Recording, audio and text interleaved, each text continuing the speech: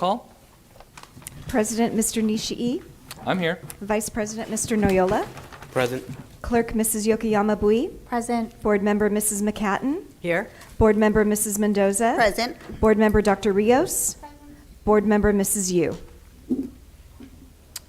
This evening we'll be discussing the following items in closed session: public employee discipline, dismissal, release, evaluation, 4 matters, Government Code Section 54957, conference with labor negotiator, update on negotiations with ABCFT, AFSME, and CSEA, Government Code Section 54957.6. We'll be discussing existing litigation. The board will be going into closed session pursuant to their Government Code Section 54956.9D1 to discuss one matter, but has determined that specifically identifying the matter would jeopardize its ability to conclude existing settlement negotiations to its advantage. Los Angeles Superior Court case number 22-NWCV-01445.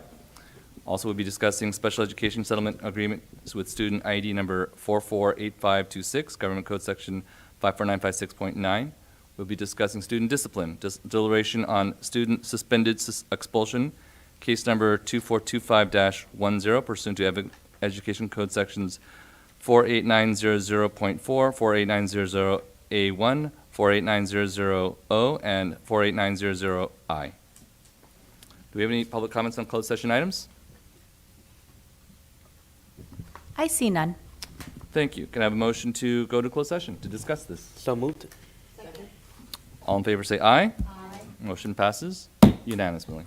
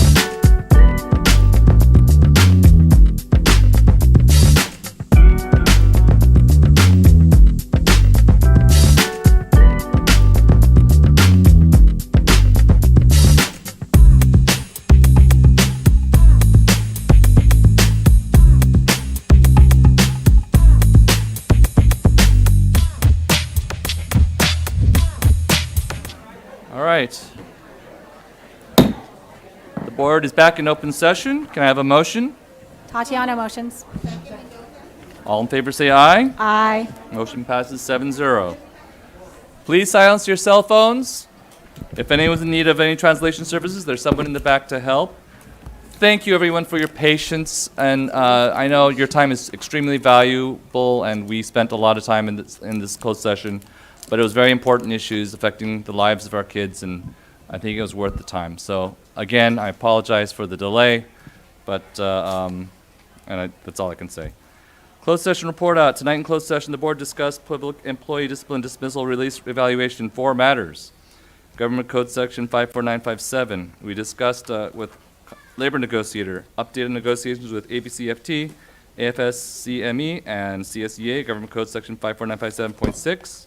We discussed existing litigation pursuant to Government Code Section 54956.9D1, one matter. We determined that especially identifying the matter would jeopardize our ability to settle the case to our advantage. And this is LA Superior Court case number 22-NWCV-01145. Also in closed session, we had a lot of things in closed session today. We discussed and approved a special education settlement agreement in the amount of $22,500, attorney's fees in the amount of $7,000, compensatory education, the amount of $9,500, an independent education evaluation of $6,000 for student ID number 448526 by a vote of 7-0. Can I have a motion and second? Based upon the review of our closed session, the board accepts the recommendation for suspended expulsion in student expulsion case number 2425-10 and orders the student expelled based upon a violation of Education Code Section 48900A1, 48900I, 48900O, and 48900.1 with enforcement of expulsion suspended as outlined in the stipulated agreement terms. Tatiana motions. Okay. Should we? Huh? Did we do a vote? We did a vote. Okay. So we did a vote. The motion passes 6-1. Tonight, the Pledge of Allegiance will be led by students from Cerritos Elementary School. And they're accompanied by the principal, Mr. Craig Spratt, and student leadership advisors Lisa Lagayada and Megan Mitchell.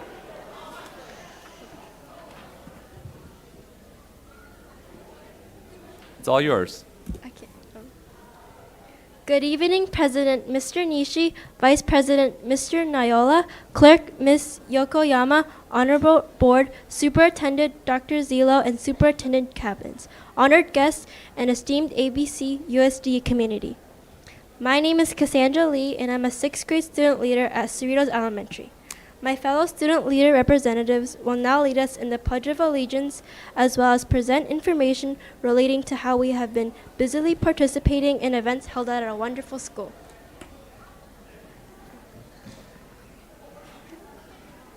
Good evening, Honorable Board. I am Noah Lim.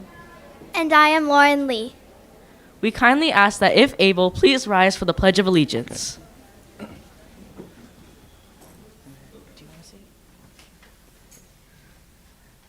I pledge allegiance to the flag of the United States of America and to the republic for which it stands, one nation, under God, indivisible, with liberty and justice for all. Good evening. I am Luna Chávez Lopez. And I am Kayla Cunha. One of the most amazing and unique traits of Cerritos Elementary is our diverse school community. During a time when people negatively focus on one another's differences, the Cerritos Tigers choose to celebrate what makes these differences special. In every Cerritos Elementary School classroom, students are welcomed by a poster saying welcome in every language spoken in our school's population. To display our school-wide commitment in welcoming diversity, our wonderful teachers create lessons related to all cultures. During this academic year, we have had the opportunity to work on digital journals and art projects relating to the cultural backgrounds of Hispanics, Asian Americans, and Pacific Islanders. We designed a hoodie and made a paper totem pole in our studies of the Native Americans. We created an HBCU podcast for Black History Month, and with the use of artificial intelligence, we turned notable American trailblazing women into superhero comic book characters. Every year, our school has our annual Flavors of Cerritos, which has different food booths and special cultural performances to celebrate our cultures and differences. This year, it will be taking place on May 16th. We hope to see you there. When is it again? May 16th, okay. What time? We have an invitation that has all the 5:30 to 7:30. Okay. Good evening. I am Adeline Park. And I am Alexander Tapoya. For the last 18 years, Cerritos Elementary has hosted our annual pancake breakfast. This event is a fan favorite for so many reasons. What better way to kick off the school year than to dig into the delicious plate of breakfast served by your teachers and staff? This event embodies what our school is all about. CS staff, parent volunteers, students, and donors from the local community come together to put on this grand production. The student leadership team also takes place by facilitating carnival games. This event is not only a warm welcome to the new school year, it is also a reminder of what makes our school so unique and special. Good evening, Honorable Board. I'm Madison Tens. And I'm Evelyn Lee. Christmas and Thanksgiving brings the excitement of receiving and giving gifts, eating wonderful food, and hanging out with family and friends. Though for student leadership, this is a time to assist members of our community that may not be as fortunate. We do so by asking our fellow students to donate toys and canned food for these special people. We then deliver our contributions to our wonderful Cerritos Fire Station 30 and the Olive Crest Shelter. This year, special thanks to Asher and Winder for donating over $1,000 in toys. This small but greatly appreciated act shows how we can take action and help our school and our community as well. Thank you. Thank you. Hello, I'm Leia Drew. And I'm Kylie Chen. We're here to talk about our amazing Family Science Night, which has now become a tradition at our school. This event took place on March 28th. The community spent their night experiencing fun activities with math, science, mobile ed, and Bubble Mania. They learned how to code by Code Ninja and even interact with live animals. We hosted robotics clubs from Whitney High School and Cerritos High School. They held demonstrations of food web activity and brought telescopes to see the universe close up. All of these great learning activities, plus a photo booth and amazing food options, was the perfect formula for a fun night.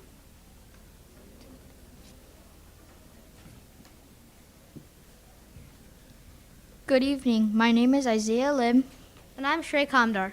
Did you know that Cerritos Elementary Tigers have extraordinary talents and skills? There is a reason our school is distinguished. That's right, Isaiah. And that distinguished awesomeness was on full display this year. We had many earth-shaking performances in our annual variety show, literally earth-shaking. There was a magnitude 6 earthquake during the show. The Cerritos Elementary School Variety Show is one of the most exciting and dynamic events in our school. It provides a platform for students to showcase their unique abilities. This year, we showcased 20 acts, from Bollywood to band and cultural dances to martial arts, all tied together with a comedic play about ties. This event truly brings all students from TK through 6th grade together to acknowledge and recognize their one-of-a-kind contributions to the CES community. Greetings, board members. I'm Noel Vasquez. Last week, our annual spring concert took place. It was our opportunity to showcase songs that we learned during our music rotation class. We showed it to our parents and community. It is a part of what makes our school exceptional.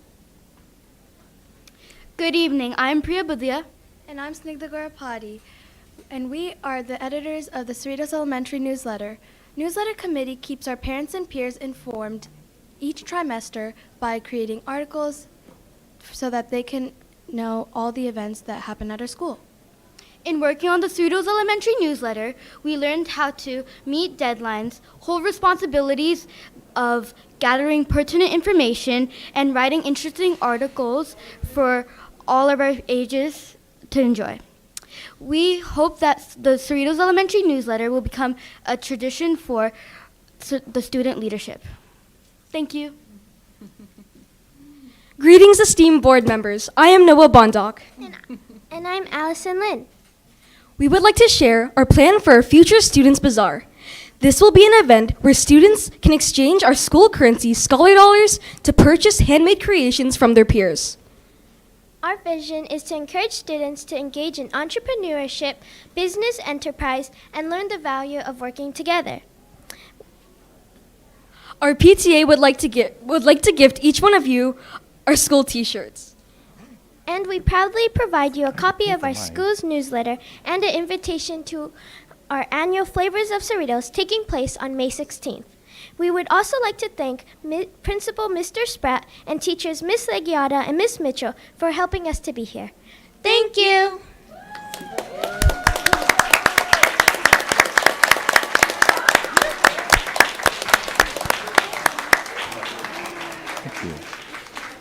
Thank you. Thank you. Sophia. Thank you. Thank you, Sophia. Thank you very much.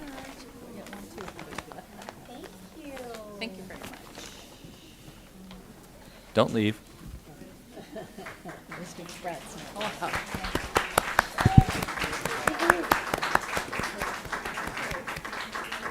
We have board comment, starting with Ms. Sue Yu. Thank you, President Nishi. Well, Cerritos Elementary School. Come up, guys. Well, We don't bite. yeah. First of all, thank you so much for waiting. And it was such a pleasure. You guys were so entertaining and informative and so motivating. Now I'm so curious, and you just really sparked that desire and motivation to visit all the activities, fun and wonderful activities at your school. And so many of you guys there. Wow. You guys have a beautiful school. Fantastic. Good job. Good job, everyone. Thank you. Board Member Yokoyama Bui. That was a very nice presentation. Thank you so much for being here. I can sense the excitement. I felt like you guys practiced so much because you were in unison and there were like nice little greetings to us. And thank you so much for the t-shirt. Thank you for showing up tonight. Thank you for the families who supported you and brought you here, and your administrators from the school. Very awesome. Thank you. Thank you. Oh, I would like to add, there is a cool little crossword puzzle on the back. This is really fun. Thank you. Board Member Mendoza. Thank you, Mr. President. Yeah, I was looking at the crossword. I don't know all of them. You might have to help me later on. Okay, it's really cute. Thank you for the gift.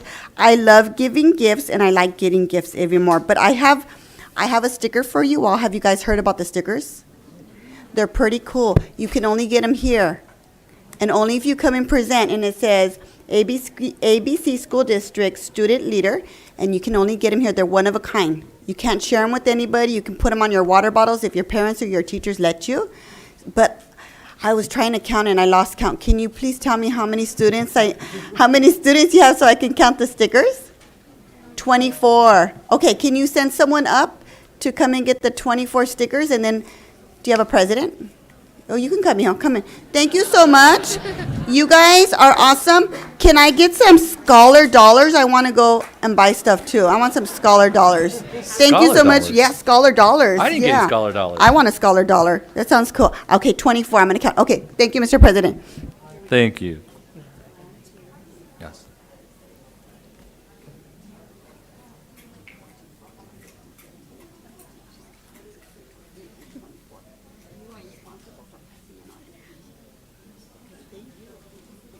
Thank you.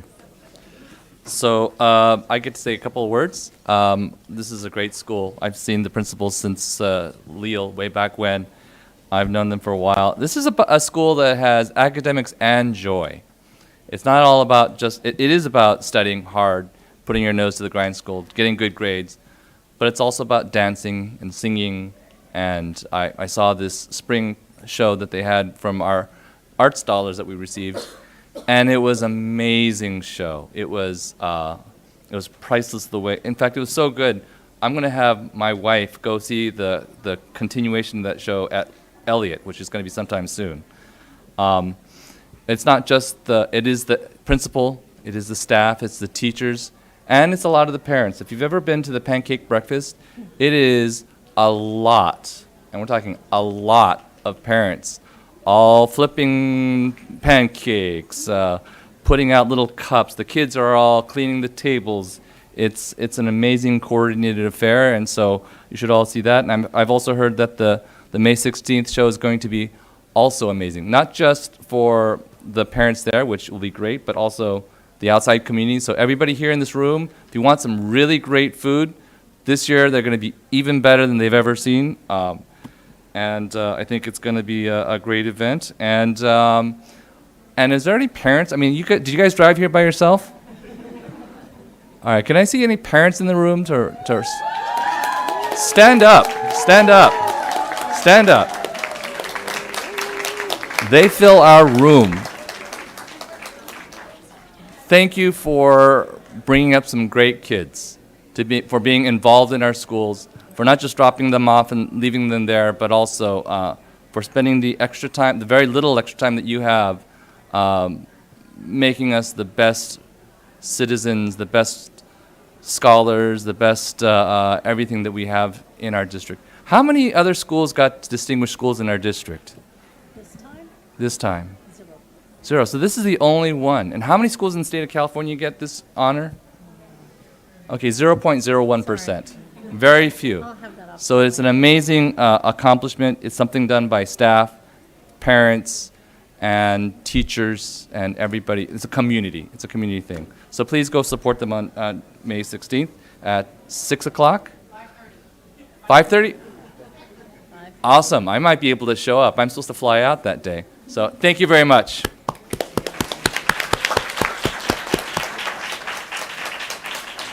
But also as part of this, don't leave. I'd like to call in Lauren Yokomizo. Is she here? Yeah. Ah, there she is. She's hiding in the back. Lauren Yokomizo is from Supervisor Janice Hahn's office, and she's going to present something very special, something that's very rare. Yeah. Good evening, honorable board and community members, Superintendent Zietlow. I'm here on behalf of Supervisor Janice Hahn to join the district here tonight in recognizing Cerritos Elementary for this outstanding accomplishment. And we know that as board trustee or President Nishi mentioned that this is not done by just only the teachers and the administrators, also the students and the entire community together accomplish this. Congratulations to Cerritos Elementary for winning this wonderful distinction from the state, and the supervisor wanted to present this to the principal for their hard work and dedication. So congratulations and thank you.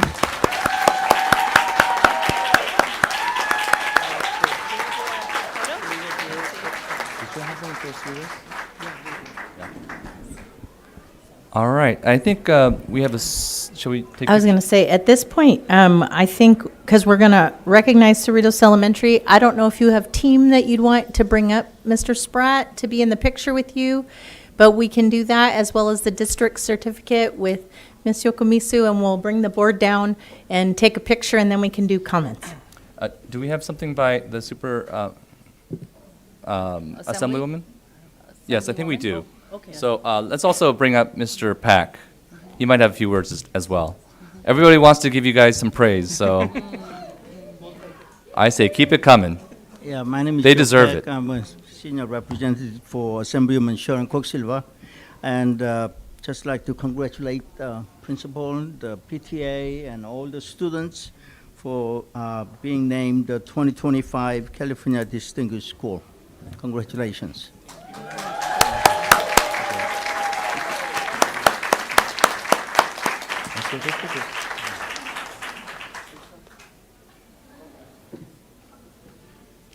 Can I make a special request? The last picture, can we bring our kiddos in at least too? Yes, all right.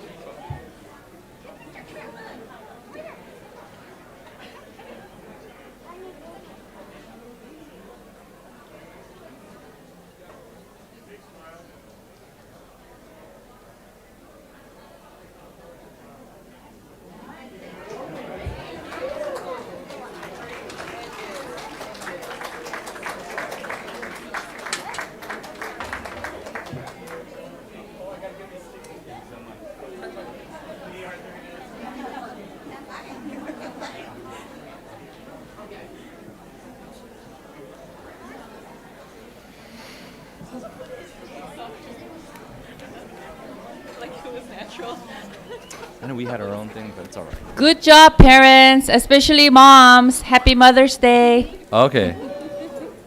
Oh yeah, better not forget that.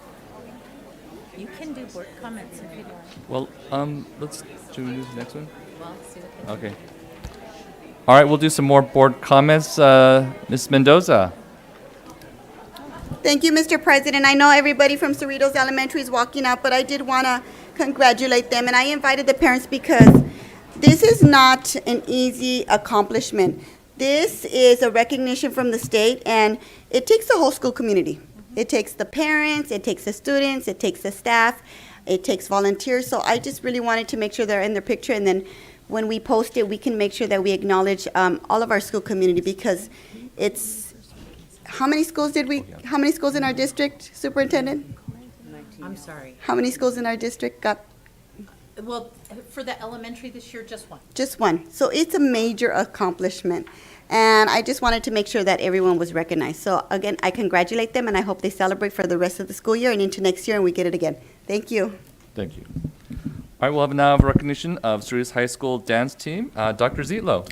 Thank you. This evening, we are recognizing our Cerritos High School dance team for their 2025 California Association of Dance Drill Team Directors State Competition, first place in hip hop. And so at this point, there is a large team. We're going to have that whole team come up front, come up on the stage, and we want to recognize you. Everybody come on up.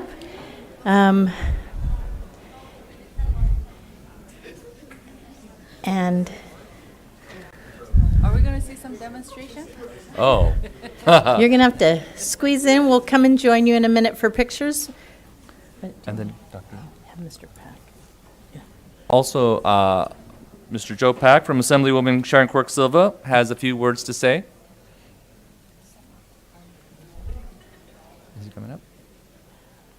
Thank you. I worked very hard to make certificates for everybody.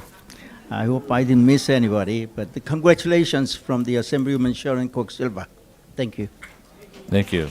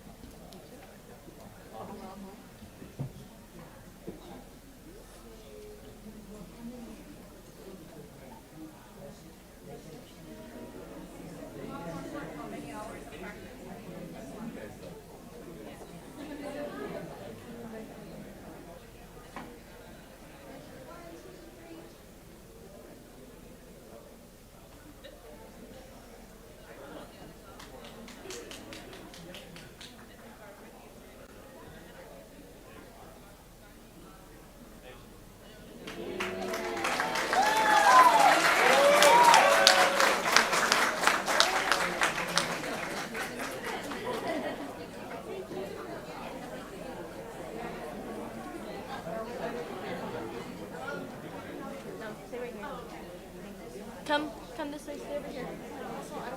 But like stay in halfway. Where's Shane and Chloe? And stay over here, stay over here. Wait, don't leave. They're gonna, Okay. I told them to kind of congregate. Okay.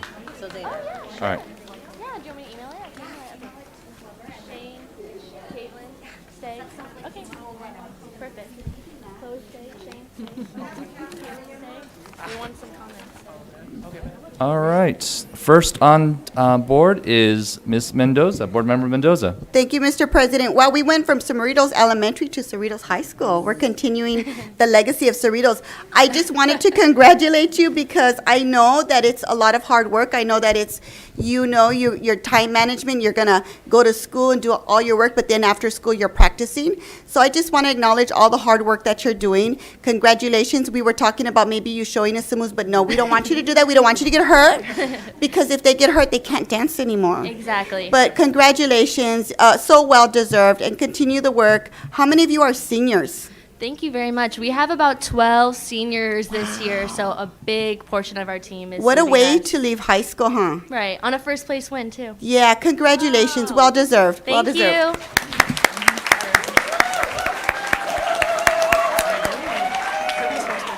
Board Member Yu. Yeah, thank you. First, I want to applaud the teacher. I thought you were one of the students. Yeah, I was thinking the same thing. Yeah. But I could imagine how many hours you put in to motivate, mobilize, and train your students. But I mean, I also want to applaud the parents for arranging all the rides and the transportation, probably the weekends. And there's a dad who raised his hand, traveling, but this is the best thing because this activity outside the classroom, outside your bedroom, and working with other students and traveling is holistic, very healthy, and we should encourage and do more of this. So keep it up, guys, even when you guys go off to college. And even though we didn't see the demonstration today, if you look up YouTube, Cerritos dance team, we can see it. So I'm going to go home and see it tonight. Yes. Thank you. We're going to give you a lot of views and likes. All right, we have Board Member Manhattan. First of all, congratulations, and I love your enthusiasm. Every one of your students has a ton of enthusiasm as they came up on stage. And I'd like to know where I could see them in person. Well, we don't have any other upcoming competitions as our season is done, it's because the school year is finishing up. We just had our school spectacular showcase that was like 2 weekends ago, but we will be, our videos are online, like you said, YouTube, but I can email you once we have our first competition date for next season. Okay. Thank you so much. Okay. So I've seen them perform 2 years ago. It was amazing. It was, really, this is how we get paid as board members. We get to see these kids shine and do the best that they can be. State. And I was thinking, 2 years ago, I was thinking, you should go to CSBA and perform among the thousands of people there. I'm sure each one of you guys are going to be, we should actually get their autograph right now. 'Cause State is like this. But even though you guys worked really, really hard, had a lot of those hard hours, I think as board member Yu said, the parents in this room who did the driving, the extra effort, the Uber driving, the food, the complaints, the fundraising, a lot of fundraising. So all of you number 1 students, turn around here, look to your parents, and do them the honor of a bow. Can we see that? Okay, I got some of them to it. Anyway, thank you, parents. It's about everything. It's a great coach. It's a great effort by everyone. So thank you. Thank you very much. Thank you. All right.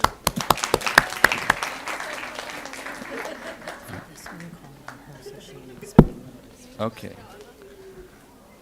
Now we have a recognition for the Cerritos High School Health Occupation Students of America, Triana Marbury, Interim Supervisor, College and Career Tech, and Edwin Vasquez. Good evening, Board President Niishi, Vice President Noyola, Clerk Yokoyama Bui, Member McHadden, Board Member Mendoza, Board Member Rios, Board Member Yu, Superintendent Dr. Zietlow, members of the Cabinet, and members of the community, thank you. I'm excited to be here this evening alongside my colleague, Edwin Vasquez, CTE Coordinator. We have the awesome opportunity to highlight our HOSA students from Cerritos High School with a great accomplishment. So I'll now pass it over to Edwin to share more details with you. Hello, board members, community, parents, students. It is my pleasure to recognize 2 outstanding students who earned first place at the Health Occupation Students of America State Leadership Conference. This is the premier competition for high school students pursuing careers in healthcare and in medicine. HOSA is a national organization that supports students interested in the health sciences through real-world learning and leadership opportunities.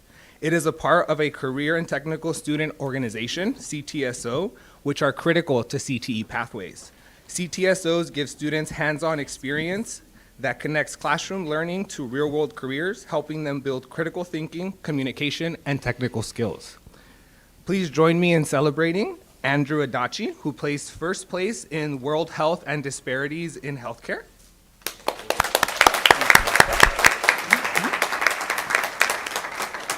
And help me congratulate Evan Patel, who placed first place in Nutrition.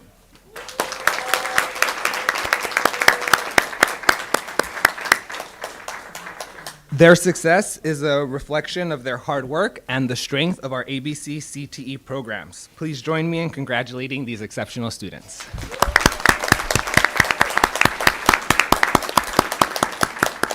I'd like to call Joe Pack from Assemblywoman Quirk Silva's office.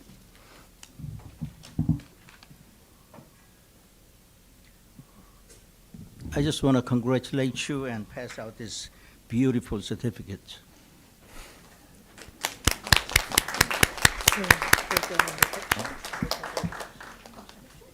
Picture.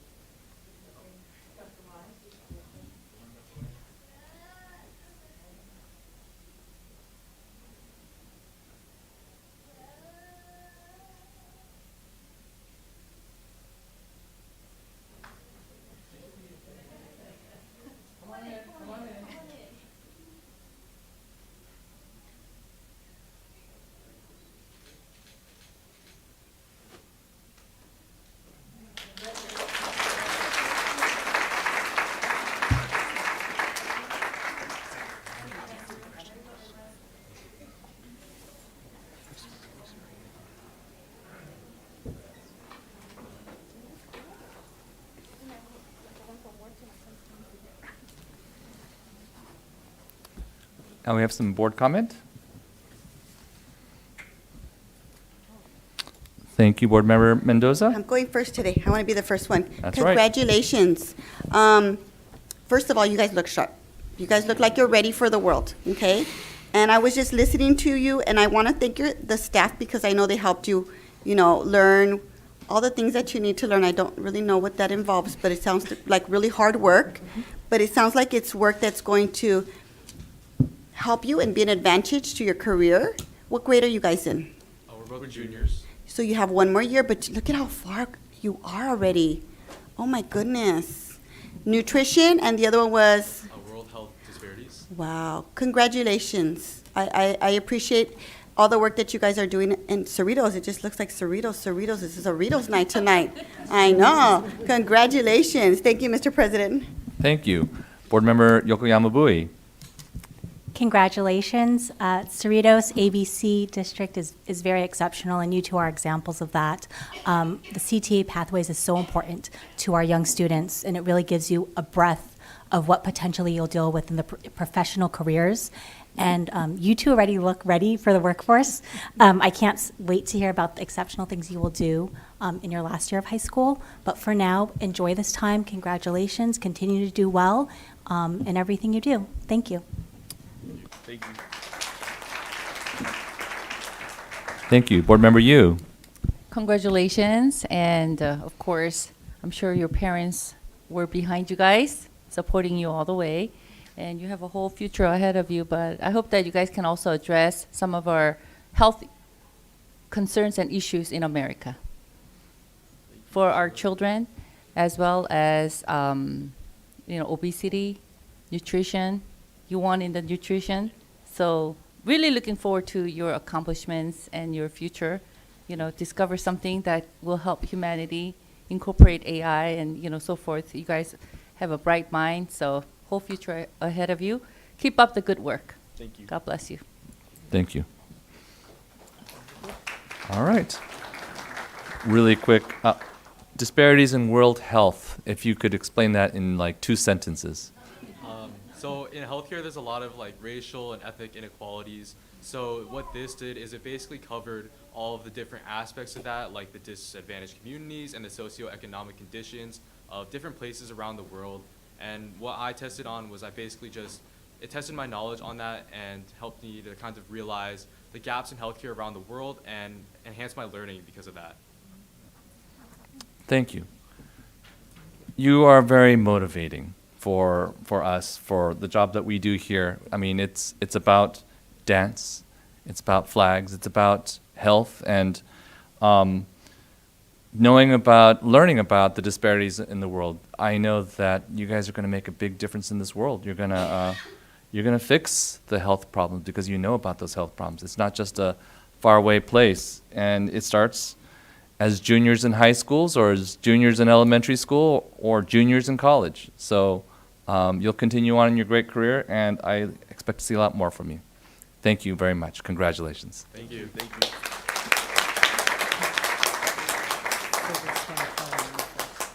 you. You? Thank you. All right. It's not done yet. We have a recognition for GAR High School Winter Guard. And I'll call on Dr. Zietlow. Thank you. This evening, we want to recognize the GAR High School Winter Guard team for the WGASC Championship Finals first place that they took. So we're going to have our Winter Guard team come in so we can honor them this evening. Winter Guard. Okay. Mr. Joe Pack from Assemblywoman Quirk Silva's office would like to also present some certificates.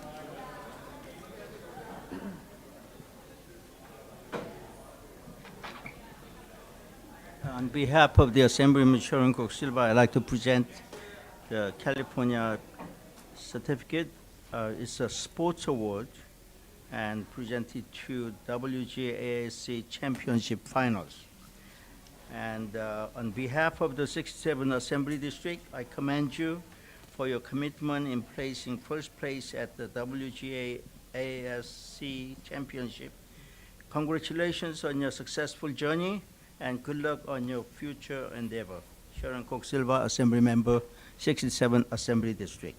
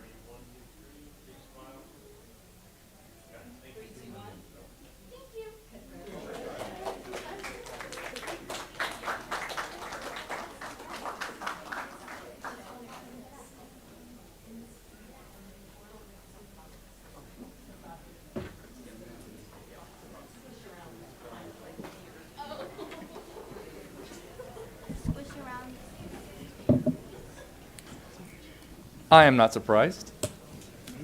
First board comment will be from Ms. Leticia Mendoza. Thank you, Mr. President. I want to congratulate you, and I know the hard work that goes into Winter Guard because my daughter was in Winter Guard many, many years ago. And I remember when they first started, I used to complain. I was like, oh my God, you're coming home so late. Like, what are you doing? And after they won championship, I'm like, never mind, you can stay as long as you want, Mr. Loney. You can keep them as long as you want.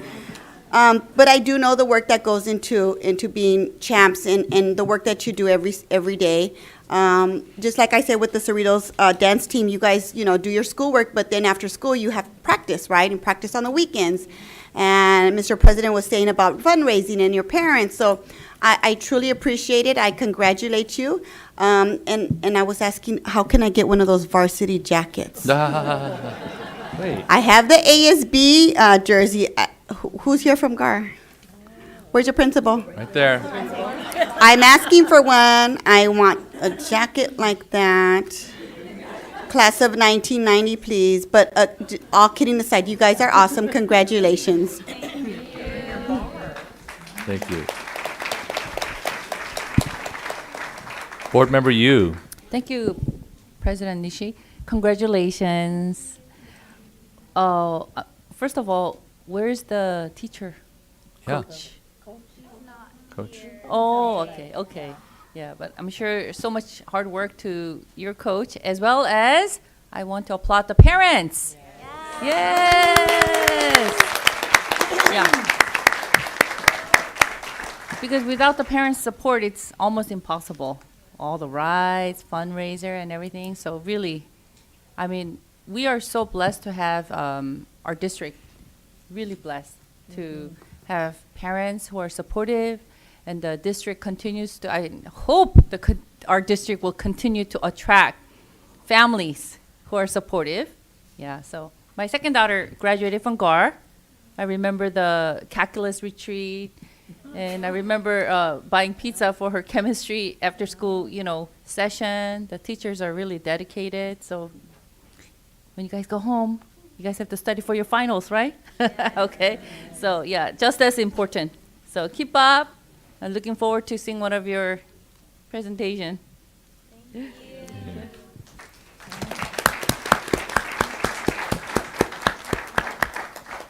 So we hear about the #1 band at Gar High School, and they're very, very popular and a very strong leader, Mr. Loney.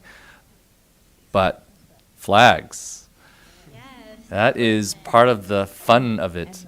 And rifles and all the other parts that are not, it's music and it's the visuals and all that hard work that the parents, just like board member you said, we don't pay a lot in stipends, I know that. And maybe that teacher is working hard right now, but thank you for working so hard. Thank you for giving us some joy and providing us things to celebrate. So I very much appreciate it. Oh, and can we watch them on YouTube? Do you guys have a YouTube channel that you need to tell the world? We don't have a YouTube channel, but there's photographers and like videographers that post those on YouTube. Okay. Mostly Dr. Jones. You can look at his videos. We're on there. Dr. Jones. Yes. Okay. Seems like a movie, but I don't know. All right. Thank you very much. Very much appreciated. Thank you, parents.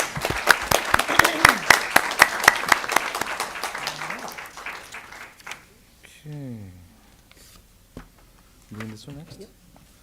All right, Spotlight. Thank you very much. Thank you. Go and study hard.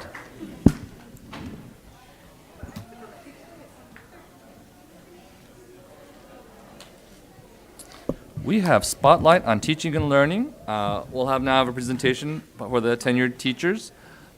Dr. Frazier. Thank you, Mr. President, esteemed board members, Dr. Zietlow, our cabinet, our community members. What a great night to be able to celebrate so many of our schools and our kids and our teachers and our staff. So I'm excited today, and I'm really thankful to the opportunity to recognize and celebrate our teachers and nurses who have achieved tenure in our school district. In ABC, we have a very high standard when hiring and retaining teachers and nurses, and these teachers being introduced tonight represent the best and brightest in the field. This year, we have 34 teachers and 1 nurse who have achieved tenure, several who are here with us tonight, and we will celebrate their achievement. To our teachers and nurses receiving this recognition, congratulations and welcome to the ABC team.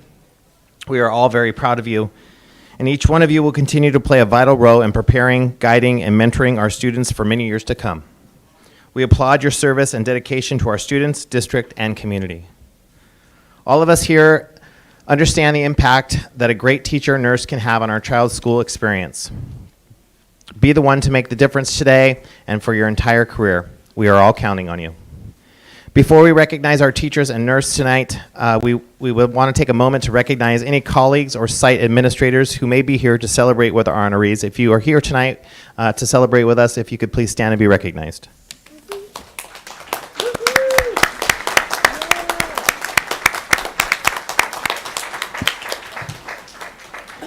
Additionally, we want to take a moment to recognize any friends or family here tonight with our honorees. We understand the key roles that friends and family play in helping our teachers and nurses be the best they can be each and every day for our students. So if you're here, friends and family, please stand and be recognized.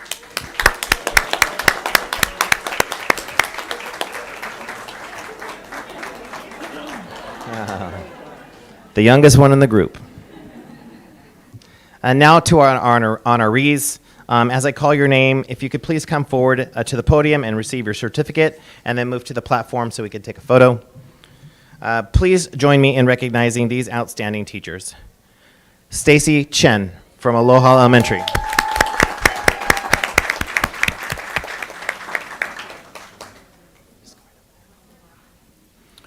Also from Aloha Elementary, Taylor Connor.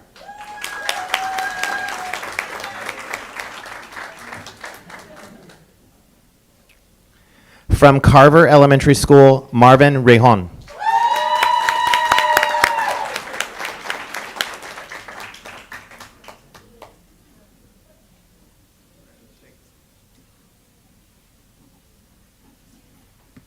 From Ferguson Elementary School, Flor Funes.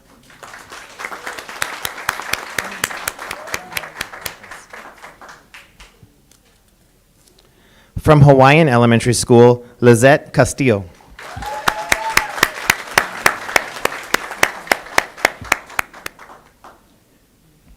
Also from Hawaiian Elementary School, Eduardo Fernandez.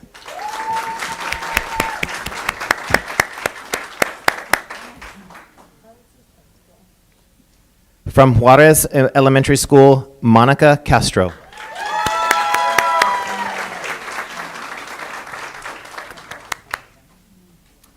Additionally, from Juarez Elementary School, Nicholas Quesada.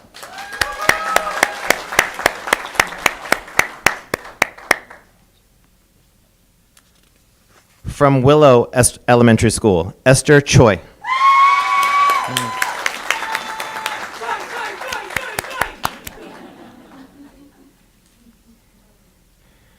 From Willow Elementary School, Georgetta Inescudore.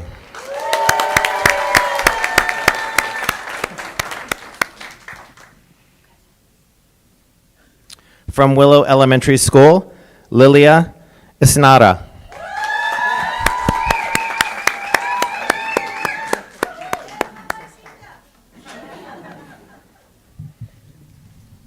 There we go. Yeah, if you guys can go up just one. And lastly, from Willow Elementary School, Anthony Quintero.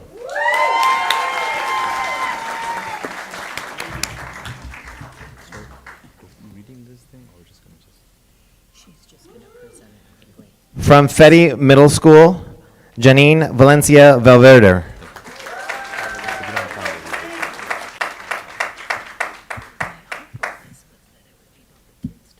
From Artesia High School, Elizabeth Duska.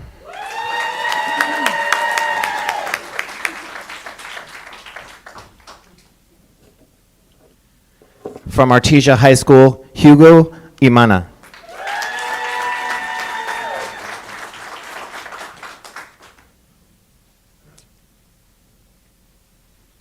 From Cerritos High School, Christopher Baumler.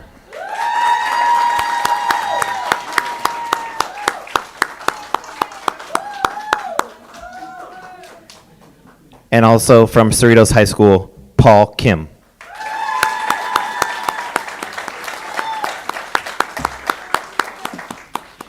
Ladies and gentlemen, one round of applause for our tenured teachers in ABC Unified School District.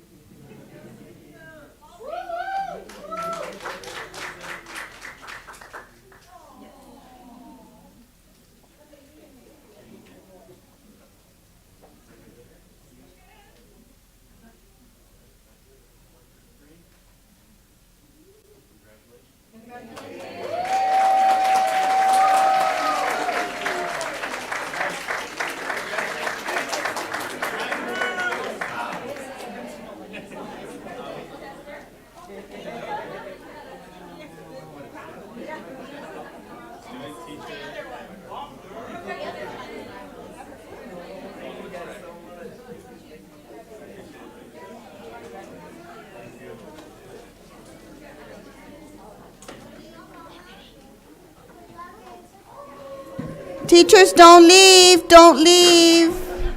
We got some comments for you, don't leave. I think we have some choice words, right? I'll call on Board Member Mendoza.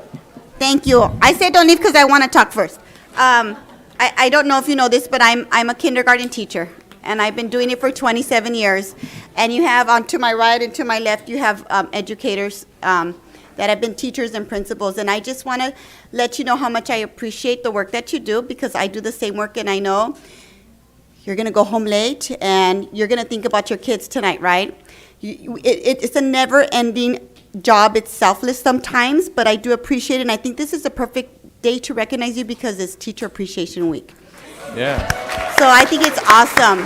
I want to say thank you. I want to say thank you to your families, because if your families are like my families, it's like, oh, I got to make baggies for my kids tomorrow.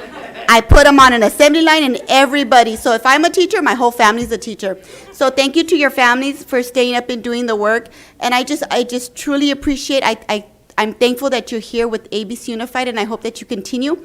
And I want you to look amongst yourselves, because you guys are the future of our teachers. Some of you are going to end up being instructional interventionists, you're going to be APs, you're going to be principals, and I do hope that you continue and stay with our ABC family. So, muchas gracias. Thank you again. Board Member McHatton. I'd just like to say congratulations on getting tenure. You're just starting your career. It's a wonderful career. I've been in it for 50 years. I just can't say enough about it. The kids are wonderful. You're going to have so many rewards from the career that you've chosen. Thank you. Thank you. Dr. Rios. Thank you. I'll try to keep it brief as well. Diversity. It's always really exciting to see the great diversity in our teachers, especially the ones that are joining Tenured. We know the importance of students being able to be reflected in the people that are in their schools. So I'm really happy to see that, and congratulations. And I want to pose a challenge. I heard a lot of schools, a lot of teachers mentioned from schools in my particular area. I heard Willow, I heard Aloha, I heard Artesia. You know, a lot of times we have a lot of schools come through our district for a lot of different distinctions, and it always saddens me that some of the schools in the Lakewood area aren't always represented. So I challenge you to be that force that's going to get us those distinctions in those areas that are so highly and desperately in need of improved outcomes. So welcome to the team, and hopefully challenge accepted. Thank you. Thank you. Board Member Yu. Real quick, welcome and congratulations. And just wanted to share how teaching, education is not a corporate world. So you guys have chosen a noble career because you are going to impact the lives of many students. You're going to have up and down, deal with a lot of people, but it is a noble career and high calling. So I hope that you guys are encouraged, because you heard the board, they really appreciate, we all appreciate you. So keep up the good work. Thank you very much. So my wife was a teacher, and I felt like I had to do all the cuttings and all the other crazy things. We go on a walk and we have to pick up 20 pine cones for whatever reason. You are supported. You have a room here full of the support that you have. You have earned the ability to be here because we want you. We need you. I shook every one of your hands because you each as an individual are a part of our success here, just not only as a board, but as a community and as a nation. So thank you. You'll continue on. It will be hard. You're going to need all that support out in that room. Don't forget, you can call on us at any time for that support. We are there for you. Thank you.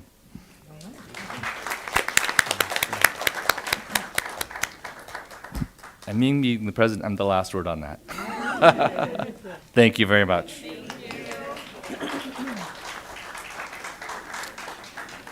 Do this one, right? All right. Thank you. Item number 10, committee elections and appointments. At this time, I will appoint the newly appointed board member, Ms. Jeannie McHatton, Trustee Area 5, as liaison to the Strategic Planning Board Advisory Committee. There's no training in this. We just drop you into the fire right away. So, no, what do I call those things? Training wheels. This is it. So board members' background should be helpful in this work, and we are glad for another oar in the water. So thank you. We're going to hear I know you think we have just lots of awards all the times, but our next one is the most important. It's our student board members. We're going to hear from Tracy High School, Mr. David Hong and Esperanza Ramirez.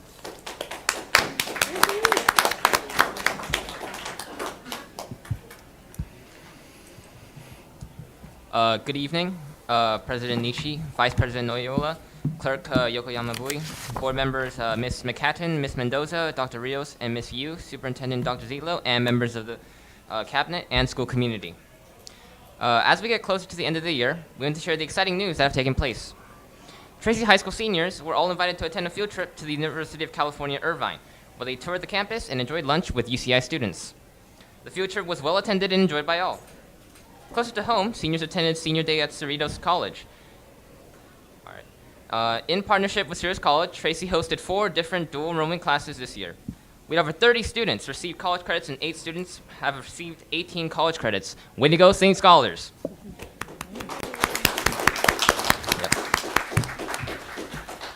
In February, we hosted a tacos night with the principal to give current and new students and parents the opportunity to meet with staff and administration, share a meal, and talk about ways families could be involved with the school community.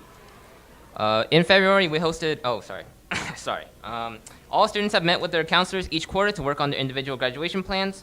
This support has helped students stay on track and allowed us to engage students with representatives at the community college. Most students have completed their FAFSA applications as well as community college applications. Students and teachers have put in a lot of effort this year to ensure that attendance is a focus. In our after-school attendance recovery, students have made up over 1,000 hours of attendance to keep them on track for graduation. We appreciate the teachers who make this opportunity possible.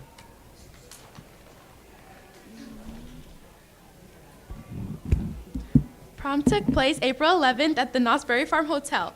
80 students, including guests, enjoyed an evening and dining and dancing. Career Day was a hit with classroom speakers and lunchtime tabletop displays. Students were able to ask questions and participated in lunchtime activities with companies, government agencies, and post-secondary schools. All seniors participated in a Bite of Reality in partnership with Schools First Credit Union. Students were given a family and a budget and had to make real-life choices to maximize their goals. Students and staff had a great time with this hands-on learning experience. We kicked off the baseball season with a Spirit Day that included baseball jerseys and hot dogs. Some more upcoming events that we have are Senior Awards Night, Wednesday, May 14th. We will be hosting a dinner and a ceremony to celebrate the award winners and their families. Grad Bash, May 22nd. Our seniors have the opportunity to attend Grad Bash at Universal Studios to celebrate those last few days of high school.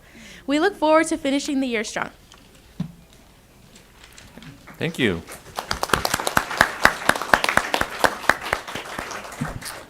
I think we have our perennial number 1, Board Member Mendoza. Thank you, Mr. President. I want to hear more about the tacos with the principal. Were they carne asada? What were they? Because I want to be invited to the next one. We had an assortment of meats. We had carne asada and chicken. And we also had pizza. Oh, we also did have pizza, yes. Oh, pizza. You had pizza. Okay, I want to be invited to that one next time if it's possible. Because Yeah. I love tacos. Okay, and then I had a question about, along with tacos, I love Knott's Berry Farm. Did Snoopy show up at your prom? Unfortunately, he did not, but we all had a good time at the hotel, enjoying music and dancing and just fun with all of our staff and friends. That sounds like it was a lot of fun, even though he wasn't there. I'm sure it was fun. And then, do you have a date for your graduation already? You do? May 29th, May 29th, at what time? 5 to 7. 5 to 7 p.m. at Tracy High School. Okay, I definitely want to be there, and I think it's going to fit hopefully into my schedule. And I went to your open house, and I just can't tell you how much I love visiting Tracy. I think it's a facility, it's a school in our district that doesn't get enough recognition. And I think staff and you guys as students are doing an amazing job. And I'm so excited that you guys get to do, it's like a high school. There's nothing different. You guys do the same things. Yeah, we got prom, you get to go to the Cerritos College. It's just an option, and I'm glad to hear that you guys are succeeding, that you guys are having a great time, and most importantly, you're having tacos. I'm coming for the tacos. Thank you for the report. Thank you. Board Clerk Yokoyama Bui. Thank you for your presentation. Thank you for sharing about all the fun things that are going on at Tracy High School. I echo Board Member Mendoza's words. There are a lot of fun activities. My niece attends Tracy, and my parents and family are always inviting me to fun activities there. I haven't been able to make them because of my schedule, but I do plan to be at the graduation. My niece is graduating, so I'm very proud of everyone that's done so well and is encouraging to have a great school community there. So thank you. Thank you. Are either of you graduating? Yes, both of us. Congratulations to both of you. Thank you. Board Member Yu. Okay. We're not done yet. Yeah. You're not dismissed. You're still board members First here. of all, I just want to say that you guys must be really happy at Tracy because you guys both look very happy. Yes. So you guys are really happy with all your teachers, and you would encourage people to come to your school. Of course. Yep. Yes. A lot of Fan- people talk down on Tracy most of the time, but I think that's the best school I've ever attended. The teachers make it such a great learning environment. The staff is amazing. It's just great overall. Yes, there really is a great sense of community there, and I don't think you can really get that from a lot of other schools. So it's just kind of like a change, but it's good. It's a good change. Thank you. Amazing. Thank you for sharing that. Yep, no problem. Everybody wants to get in the action. Vice President, Mr. Noyola. Thank you, President Nishi, and thank you guys for your presentation. You know, Tracy is a special place, so I appreciate you guys coming out and sharing that with us. As seniors and graduating seniors, what are some of the things you would like to see change for the future students of Tracy, or what are some of your ideas for things we can improve as a board? Good question.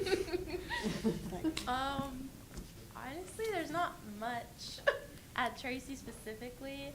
The teachers, they make it a good learning environment, like I said, and they really help us get through everything despite attendance or whatever we have going on. They always make us comfortable to learn more and to participate more, and it's just, I think it's perfect the way it is. I agree. So you can always give us your ideas later on if you like. Not a problem. Yeah, I think Tracy is small but powerful. It's different. It's not the same cookie cutter. I mean, not saying that other schools are cookie cutter, but saying that it's individualized. And so some students thrive in that environment. Some students, they can go anywhere else. They choose Tracy. That's the thing. And there's an extra little layer there because despite all the challenges that are out there in the world, you're choosing to excel in a great school and meet the future head on. And so I applaud you for that. I know you guys are going to do great. And go ahead and give us your ideas later on. Thank you. Thank you. Thank you.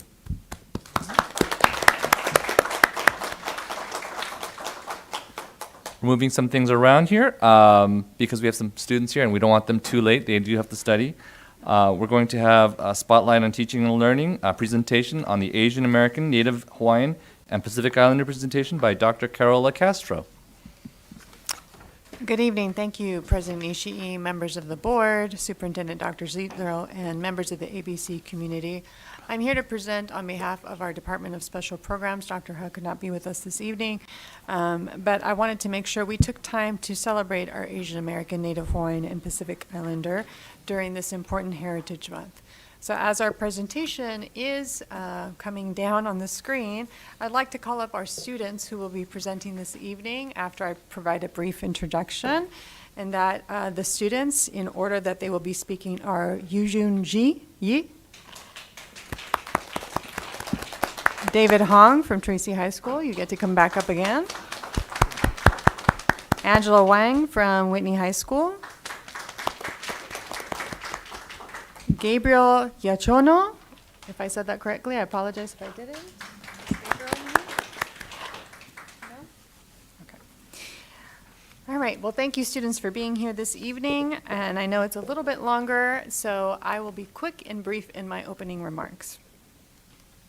So this month with AANHPI, the first question we ask ourselves, what comes to mind or who comes to mind?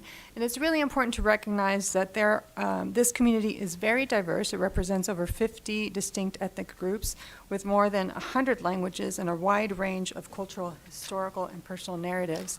I did a little data digging as per requested by the board, and just to give you an overview of some of the representation in our own district, we have a variety of different ethnicities of Asian population here in ABC, but the top three include 27% Asian Indian, 25% Chinese of that population, and 19% Korean. And then for our Pacific Islander population, 43% of the Pacific Islander population are Samoan. We have 25% Guamanian, and then 25% other Pacific Islanders. So you can see there's a big variety even within that definition. As you can tell, typically we have called this month AAPI, but this month we are calling it AANHPI, and that is to reflect the inclusion of our Native Hawaiians. It's to make sure that we are being inclusive of all the communities and that we're not looking at any specific groups that are represented in our Asian Pacific Islander and Native Hawaiian group.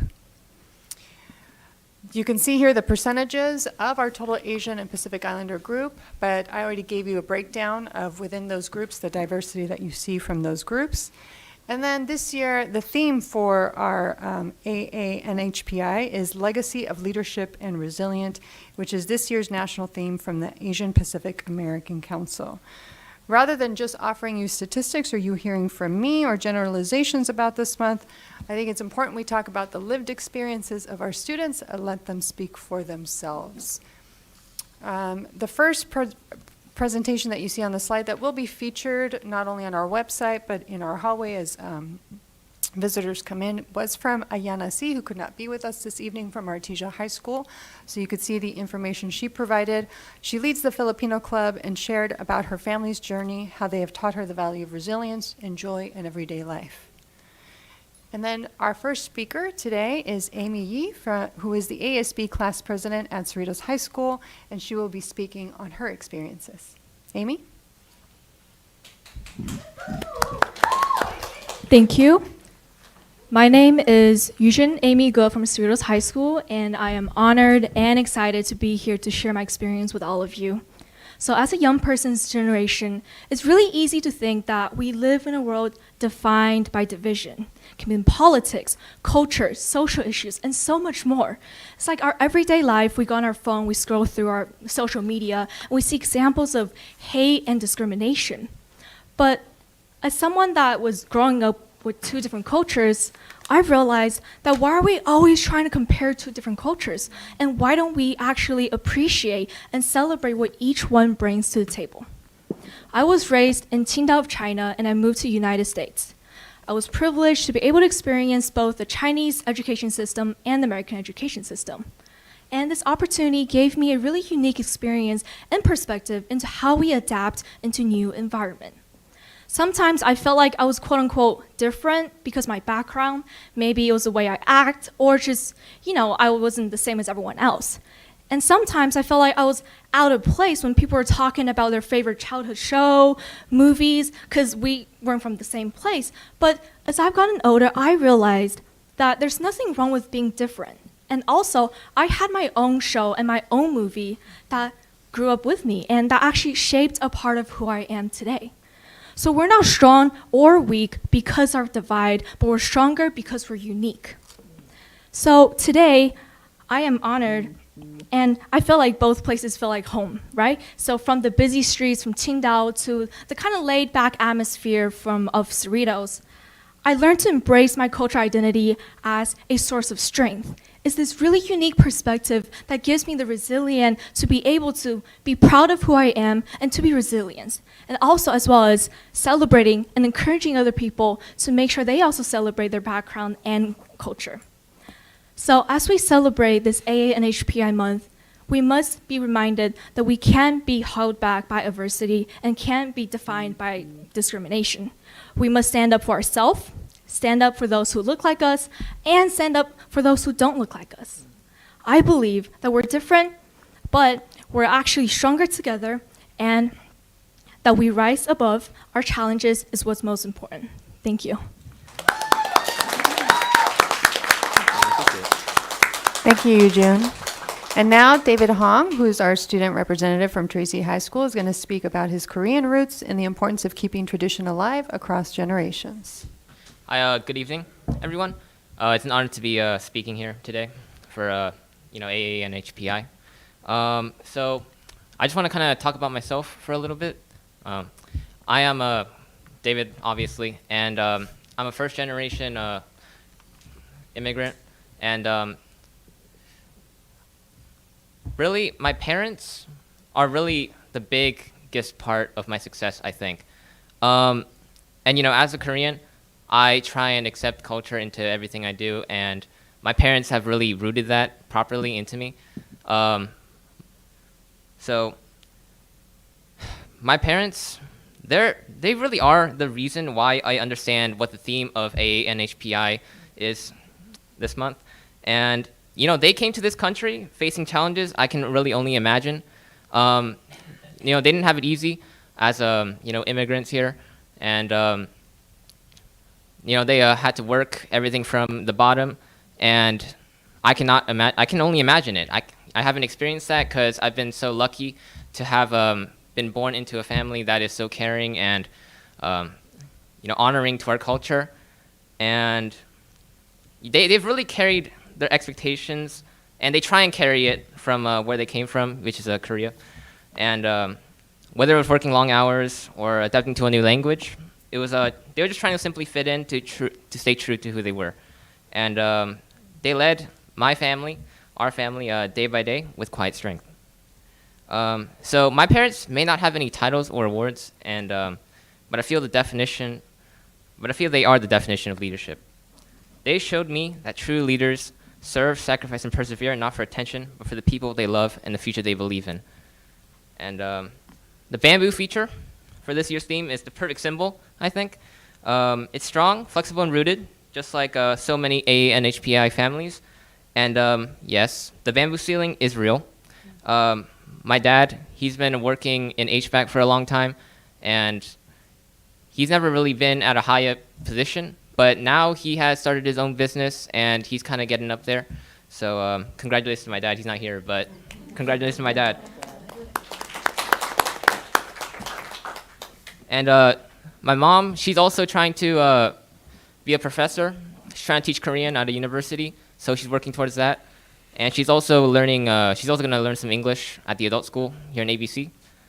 So congratulations to her. She's not here either, but congratulations. So yeah, they've really pushed through their barriers, and even without recognition, they still keep going, and they haven't given up. Especially on me, they have not given up on me. When I moved to Tracy, that was kind of like a pretty hard time of my life, but they always supported me, and I'm glad they were there. So, and also I would like to honor some trailblazers that I read in the thing. Okay, this month I would like to honor trailblazers like Lieutenant Susan Ann Cuddy and Secretary Norman Mineta, people who broke through boundaries so we could dream bigger. But I also honor people like my parents, who may not be in history books, but who live out this legacy every day. Thank you.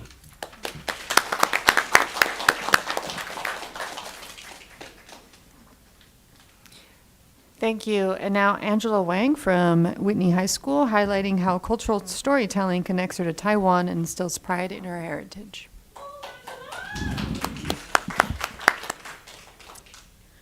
Good evening, honorable board members. As Ms. Castro has said, I'm Angela Huang, and I stand before you today not as a student of Whitney High School, but a proud member of the Taiwanese American community here in Cerritos. Being Taiwanese American means that I am a mix of both worlds. I speak 3 languages, English, Mandarin, and Taiwanese, and I use them all interchangeably in my life. At home, I speak to my grandparents and my parents in primarily Taiwanese, but we also converse in Mandarin. At school, I'll talk to my friends and teachers in English, but I'll also mix in some Mandarin with those who understand it if I feel that it conveys my meaning better.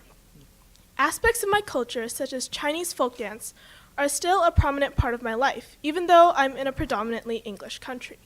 However, identifying as Taiwanese does come with its challenges. Throughout my years of schooling, I've been asked things like, Taiwan is just another part of China, isn't it? Or what even is the difference anyways? And to this, I say, it's very complicated.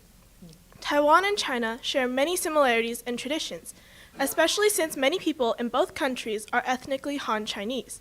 Despite this, I firmly believe that Taiwan has its own unique culture, especially since it has been allowed to develop separately from China on its own island. But that's enough about me. Let's move on to why we're really here today, to honor AANHPI culture. Asian American, Native Hawaiian, and Pacific Islander culture in itself is a legacy of leadership and resilience. Throughout history, imperialism from European countries has ravaged overseas countries, overthrowing their governments and establishing colonies where indigenous peoples are exploited for resources. Oftentimes, the culture of the imperialist country is imposed on the colony. Despite this oppression, indigenous culture persisted, allowing us to see the beauty of it today. In the present, AANHPI culture is the target of much racism and many hate crimes, and yet they still don't let others tell them how to live their lives. They stand together, they stand strong, and they defend each other. And if that doesn't show leadership and resilience, then I don't know what does. In the United States, immigration has contributed to the giant melting pot of ethnicities and cultures. Here, we have many first-generation immigrants, my parents among them. The journey to this country is not easy. Uprooting your life at home and traveling to a completely new country is both physically, mentally, and emotionally taxing. My parental grandparents and my father and his siblings all had to sell many of their belongings in order to move to the United States. This was definitely not an easy feat. And despite this, they persevered. Although they didn't understand English at first, they still went about their lives. They got jobs, they were educated, they went to high school, and they lived successfully. Our community here in Cerritos has many AANHPI members, many of whom are immigrants or descendants of immigrants. Despite the hardship of moving to a new country, they persevered, and they managed to establish a successful life in order to nurture the dreams of their children and their grandchildren and so on. They have led their families here to this country in search of a better life. As leaders and pioneers of their own family lines, it is through their hard work that their legacy is clear. A legacy of leadership and resilience. Thank you. Thank you, Angela. Up next is Gabrielle from Whitney High School, reminding us how Southeast Asian stories deserve visibility within the broader AANHPI umbrella. Good evening, honorable board and guests. I'm so honored to be here today to share about my Southeast Asian culture. I'm going to start off my speech with a rhetorical question. What does it mean to turn a club into a community? At its core, it means starting with love for your people, your culture, your story, and building something that makes that love visible. But before I ever built a club, I was raised by a community. Newly married, my parents immigrated from Surakarta, Indonesia, with little belongings and so much at stake, but dreams they were determined to pursue. My dad found work at a local bank while my mom was studying at a health sciences university, both working long hours while building a life from the ground up. Back then, I didn't have the words, but now I know it was resilience. Not the loud, showy kind, but the quiet kind. The kind that stays up late to memorize anatomy terms and still make time in the morning to pack lunch for you. That's the legacy I come from. And that's the legacy I carry with me as president of my school's Southeast Asian Student Association. When I first joined, CISA had about 30 members. We were small but full of heart. Today, we're a thriving community of over 150 members, and I think back to how packed our first general meeting was this year, and honestly, not fire coded approved. My voice was hoarse from trying to be heard over the excitement, but I wasn't frustrated. Rather, I was filled with gratitude. These students who often felt unseen were now taking up space together. Over the years, we've built pen pal programs connecting students in the US and Indonesia, planned joint events with neighboring schools, and brought in Southeast Asian professionals in the media to share their journeys. Our goal has always been to make students feel seen as a collective story worth celebrating. This didn't happen by accident. It took intentionality, care, and a cabinet of students, many also children of immigrants, who knew that representation isn't a buzzword, but rather a lifeline. As our club grew, I realized something else, though.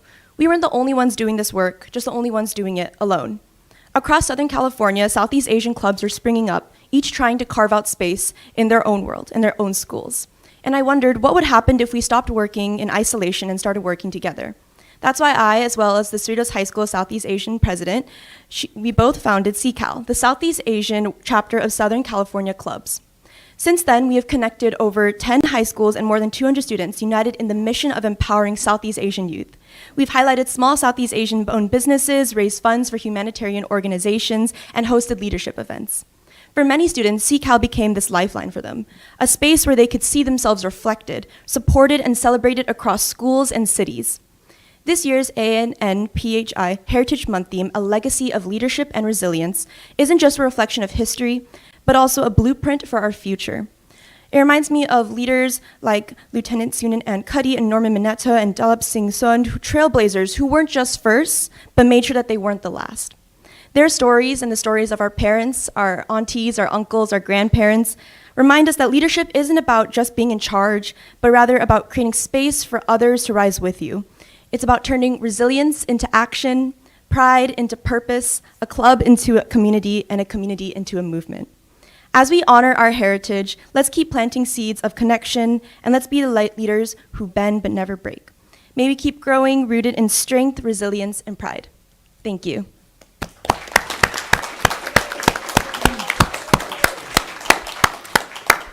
Thank you to these wonderful students. As you can see, celebrating ASNHPI Heritage Month is not just about this single day or this single event. It's about affirming the identities of thousands of students that they represent and ensuring that their cultures are honored, taught, and celebrated year-round. When students see themselves reflected in the curriculum, in leadership roles, and in district celebrations like this, they thrive. We thank you for your continued support of equity representation and student voice in ABC.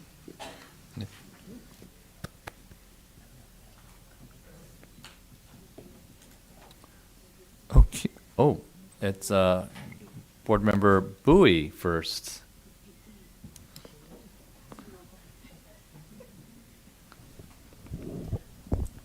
Thank you so much for your presentations. I get so emotional when I hear the students speak because your words are so powerful to us up here. You're truly a great representation of our district and our school. I know there are so many stories that we would love to hear, and we only get a very small sample. So thank you for coming here. Thank you for preparing. Mr. My friend, oh yes, Mr. Hong with 2 presentations, thank you. There were words I heard or themes I heard, and they're again very, I identify with them so much. Knowing yourself, Miss Ge, I'm so sorry. Knowing yourself and knowing your culture makes you a stronger person, but also we recognize others and we appreciate others. Thank you for that. Sharing your stories about your families, Mr. Hong, thank you for that.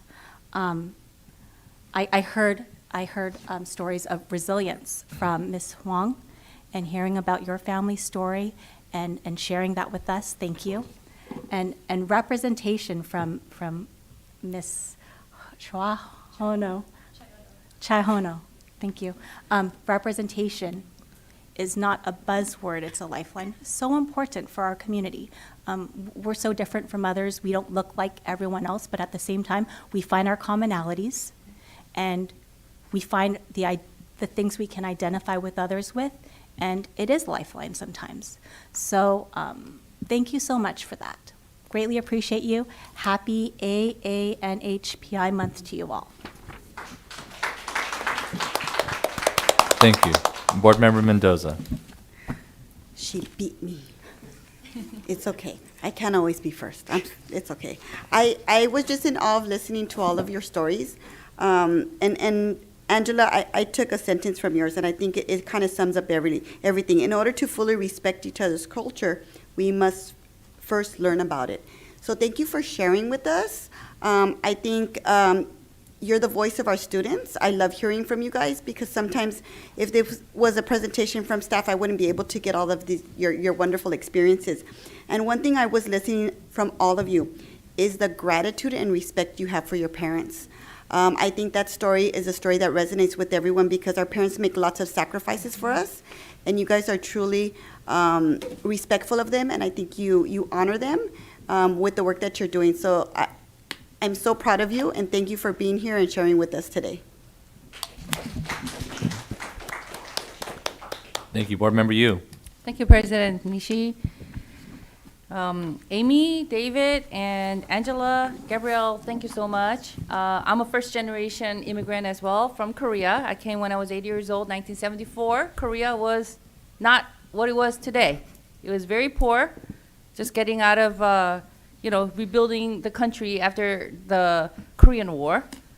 And it was pretty difficult. And California became a powerhouse because people like us, my parents, took on jobs that other people didn't want, and they started from the bottom, and they were resilient, sacrificial, and I heard from all of you guys how much your parents sacrificed, which is very true.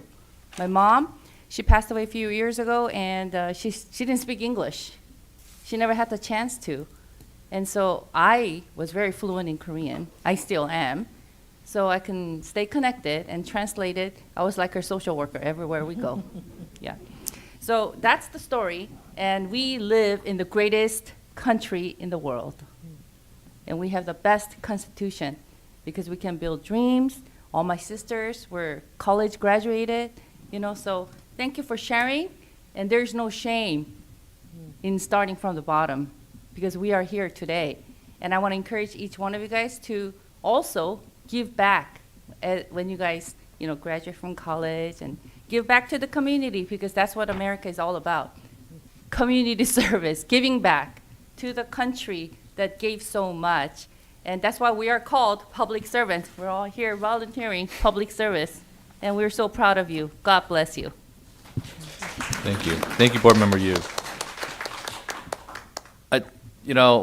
It's almost speechless. You guys are inspiring.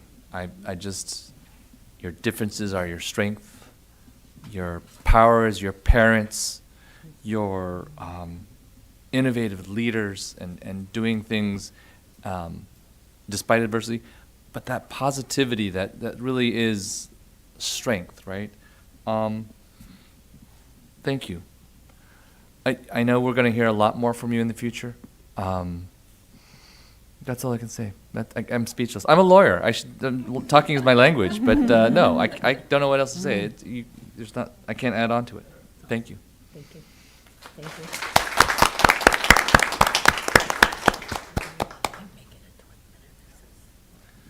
Thank you. Quickly, I want to recognize Joe Pack for staying here this entire night from Assemblywoman Quirk Silva's office. That's a lot of things to do, and he's here just about every single school board meeting. So I really thank the Assemblywoman Quirk Silva's dedication to our district. And with that, I'd like to take a short 20-minute break to honor our newest board member. Hopefully she sticks around and just doesn't leave after hearing all this, but it's a great district, so thank you very much for endeavoring to take on this work. Oh, yes, you may. You may have the floor. Yeah, you do. You need the microphone because people on TV. Okay. Yeah, you do. Okay, well, I'd like to introduce my husband, Gary McCatton. He's retired from this district. Oh, okay. Okay, I'll sit down. He was at Artesia High School, Tracy, Whitney, what am I missing? Okay, as a teacher and administrator. And he is always very supportive of me. Regardless of what new adventure I want to try, he's always behind me, so I certainly appreciate that. Next to him is my daughter, Michelle Joyce, who works for the district, and I'm not quite sure of her title. Intervention specialist. I also have next to my husband, Michelle Aguilar, who has been my neighbor since she was a little tiny girl. She's in my Bluebird group. And thank you, Michelle, for being here. And I think two of my cohorts from Distinguished Young Women, Rhonda Bird, and I think I saw Darshana Shah. I think she went out the door to talk to Gabrielle, who was one of our last year winners for Distinguished Young Women, she just talked to us. Anybody else? I think that's it. Thank you for sticking around. And so we'll have a little reception? Yes, Okay. we'll be back here at 9:20. Okay, perfect, thank you.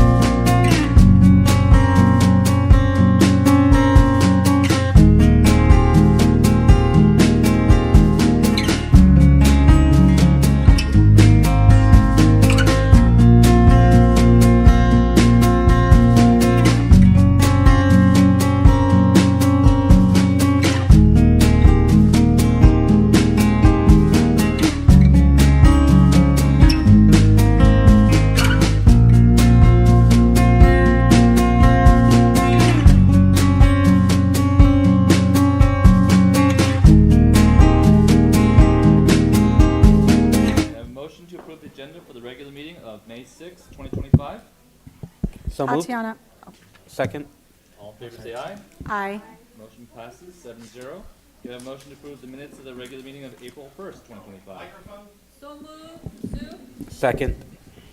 All in favor say aye. Aye. Thank you. Abstain. Oh, abstain, that's correct. So 6-0. 6-0-1.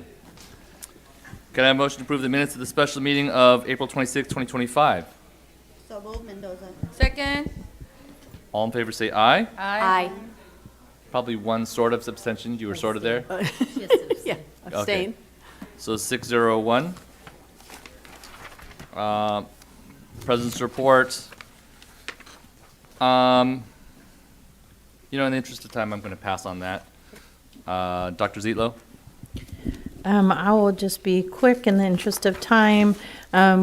We did our quarterly district office update meeting. We had our monthly PAL meeting with all of our employee group presidents. We recently had our PAL advance looking at the new coming year with ABCFT. I did full day visits at Ferguson and Fetty. We did a review of some of the items for the reduction plan with our employee groups, and I went to a lot of events, so I'll leave it at that. Thank you. Ray Gare, ABCFT President.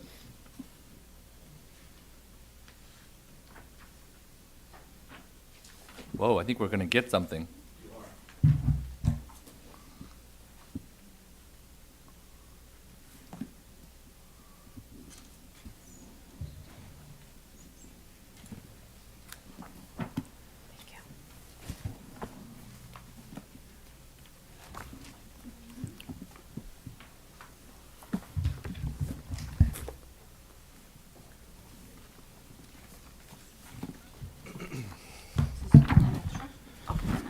All right. Good evening, President Nishi, Board Trustees, Administrative Cabinet, teachers and nurses, and members of the ABC community. My name is Ray Gare, I'm President of the ABC Federation of Teachers. Okay, first, congratulations to Ms. McHadden. Your willingness is to always get involved in ABC has been noted and wonderful, and it's great to have an education background and education family get involved, and we look forward to working with you collaboratively over the next few years. So thank you. Tomorrow is National Nurses Day, and this is also Teacher Appreciation Week. So we hope people will have a kind comment or recall a kind or fond memory of a teacher or nurse who made a difference in their lives. And so it's a special week for all of us, even though, it's kind of special all year long, right? So I don't know how this is going to come out. I didn't write notes, but I love what David Hogue from Tracy, the student who was up here earlier, said. He said, we work hard for a future. And I know that this board is really working hard and will be working hard alongside with the employees of ABC and the families of ABC. What I've given the board tonight is a report that we get from, yes? Oh, here it is. Sorry about that. Okay, so a report from the California Federation of Teachers, which ABCFT is a part of. It's a salary comparability study from 2023 to 2024. It's a year behind, year in the rears because of the reporting and just when people give them the information. However, what it states is it kind of states what our ADA looks like compared to all of the other districts in LA County, our funding, how our FTEs, our health benefits in each district, the amount of money, and it compares us to other districts. Why I think this is important for you to have is for a number of things. So let's say I had 2 kids, and we're a family of 4. But one of them no longer lives with us and lives someplace else. And so we in the household have a certain amount of money to pay for renovations or for things in the house, upgrades. But we're no longer using one of those rooms as much.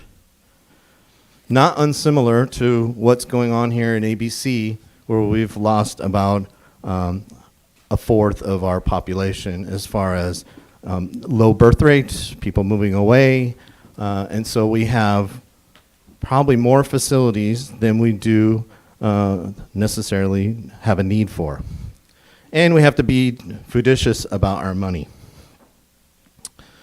I don't know when the board is going to make any decision, if they are going to make any decisions about what to do with facilities going forward. But I think it is important to note that we are, if you look at the study, we are becoming the training ground for other districts. Once you get to the middle, 10 years in, across the board, administration and in teaching, we are lower than every district around us. And that's Norwalk, La Mirada, Bellflower, Paramount, Long Beach, Downey, you name the school district. We're hurting in the middle, and we're going to lose a lot of good educators if we don't think about how to be competitive. Now, there's a lot of moving pieces in funding in any district, but I think it's important that the board has resources that show them comparatively how we look like to other districts. And nobody wants to be in a district where it's mediocre. ABC's never been mediocre, so we don't want mediocre teachers. We don't want mediocre principals. We don't want a mediocre superintendent. And when we start to look at being half of the salary of other districts, we have to consider of the consequences of that. And so I just wanted to, I won't belabor it, but I wanted to make sure you had the information. That's it for tonight. Thank you. Congratulations again to Ms. McCadden, and I look forward to working with you. Thank you. Public comments. Persons wishing to address the board should fill out a card located on the table by the door and submit the completed card to the secretary. Speakers will be called in sequence during the public comment section or prior to board discussion on an agendized item. The board shall provide 1 hour for speakers to address non-agendized items. Each speaker is limited to one presentation of 5 minutes or less. Those who have a group concern are encouraged to select a spokesperson to address the board. Should there be 15 to 20 speakers for non-agendized items, individual speakers shall be allowed 3 minutes to address the board on the item. In order to ensure that non-English speakers receive the same opportunity to directly address the board, any member of the public who utilizes a translator shall be provided at least twice the allotted time to address the board. Please remember that the board is unable to directly respond to comments made during the public comment session. In addition, neither the board nor district staff verify the accuracy of the statements made during public comments. Persons wishing to address the board on a specific agenda item at the time the item is under discussion are limited to 5 minutes each and will be called to speak following the staff comments and prior to the board's discussion and taking action. The board shall provide 30 minutes for speakers to address agendized items. Should there be 6 to 10 speakers for agendized items, individual speakers shall be allowed 3 minutes to address the board on the item. Adverse remarks about a person's race, ancestry, ethnic group identification, religion, color, national origin, sex, sexual orientation, gender, mental or physical disability, or age may not be made. Please avoid remarks or charges which reflect upon the character, motives, qualifications, or ability of any school district employee, regardless if the identification is by name, position, or other reference. Such comments may be presented through the proper administrative channels set forth in Bylaw 9323. Our first public comment is from Margaret Saito. Saito, and following her will be Mr. Patel.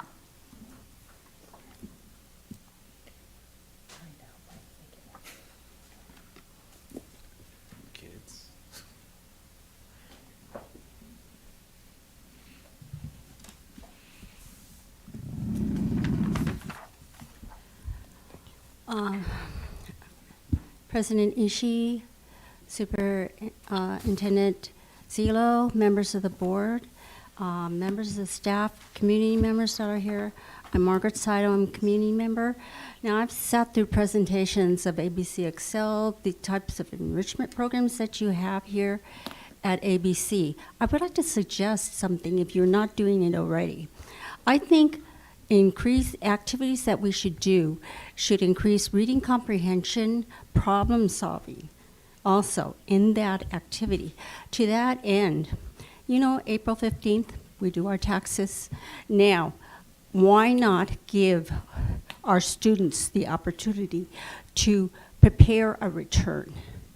It's really easy. The IRS has publications, like Publication 17. It's a book. It's free. You could get sample W-2s, Form W-2. That's a wage and earnings statement.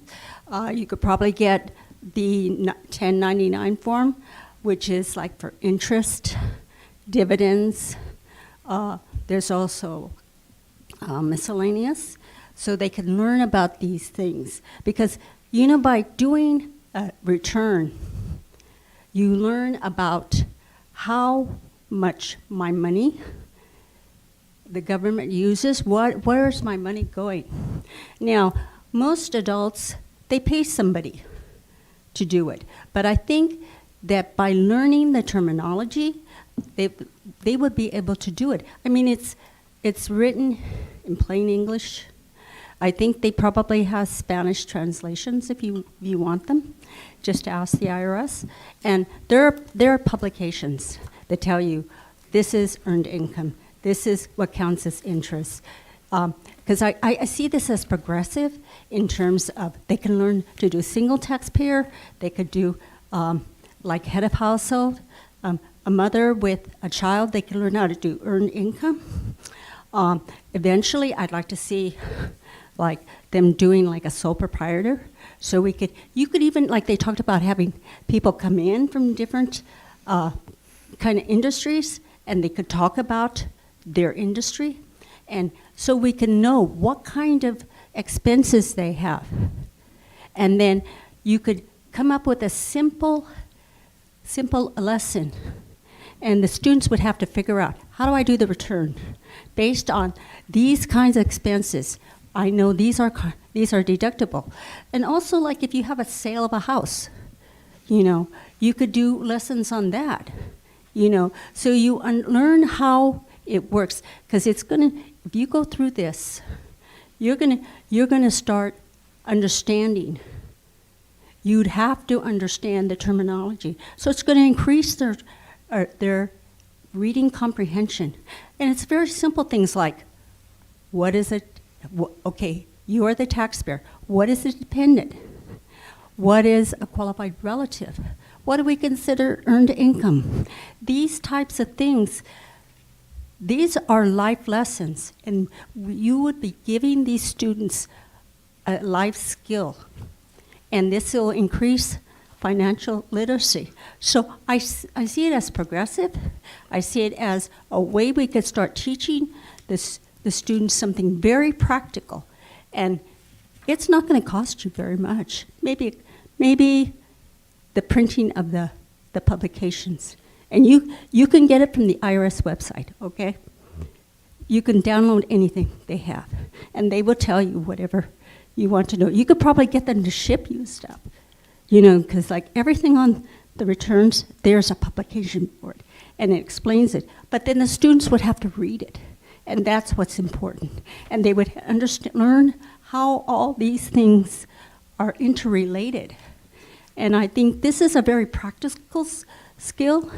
It also has vocational, occupational implications, but I think we would increase the reading comprehension and their math skills and problem solving. So I really like to consider doing this. You just make up stuff, There are, if you ever looked at the publication 17, they have samples. And you could use those samples for lessons to get started in terms of just plugging in numbers. People can learn about how to do payroll manually. Say, what if you don't have power? We have a power outage. You got to do payroll. How do you calculate payroll? Things like that. These are kind of life skills that I think would be really important that we teach our students. And it doesn't take a lot of training to do it. We all pay taxes. All you got to do is just open, publication 17 and to get started. Thank you. Thank you. Next speaker we have is Sailesh Patel, followed by Sylvia Rodriguez.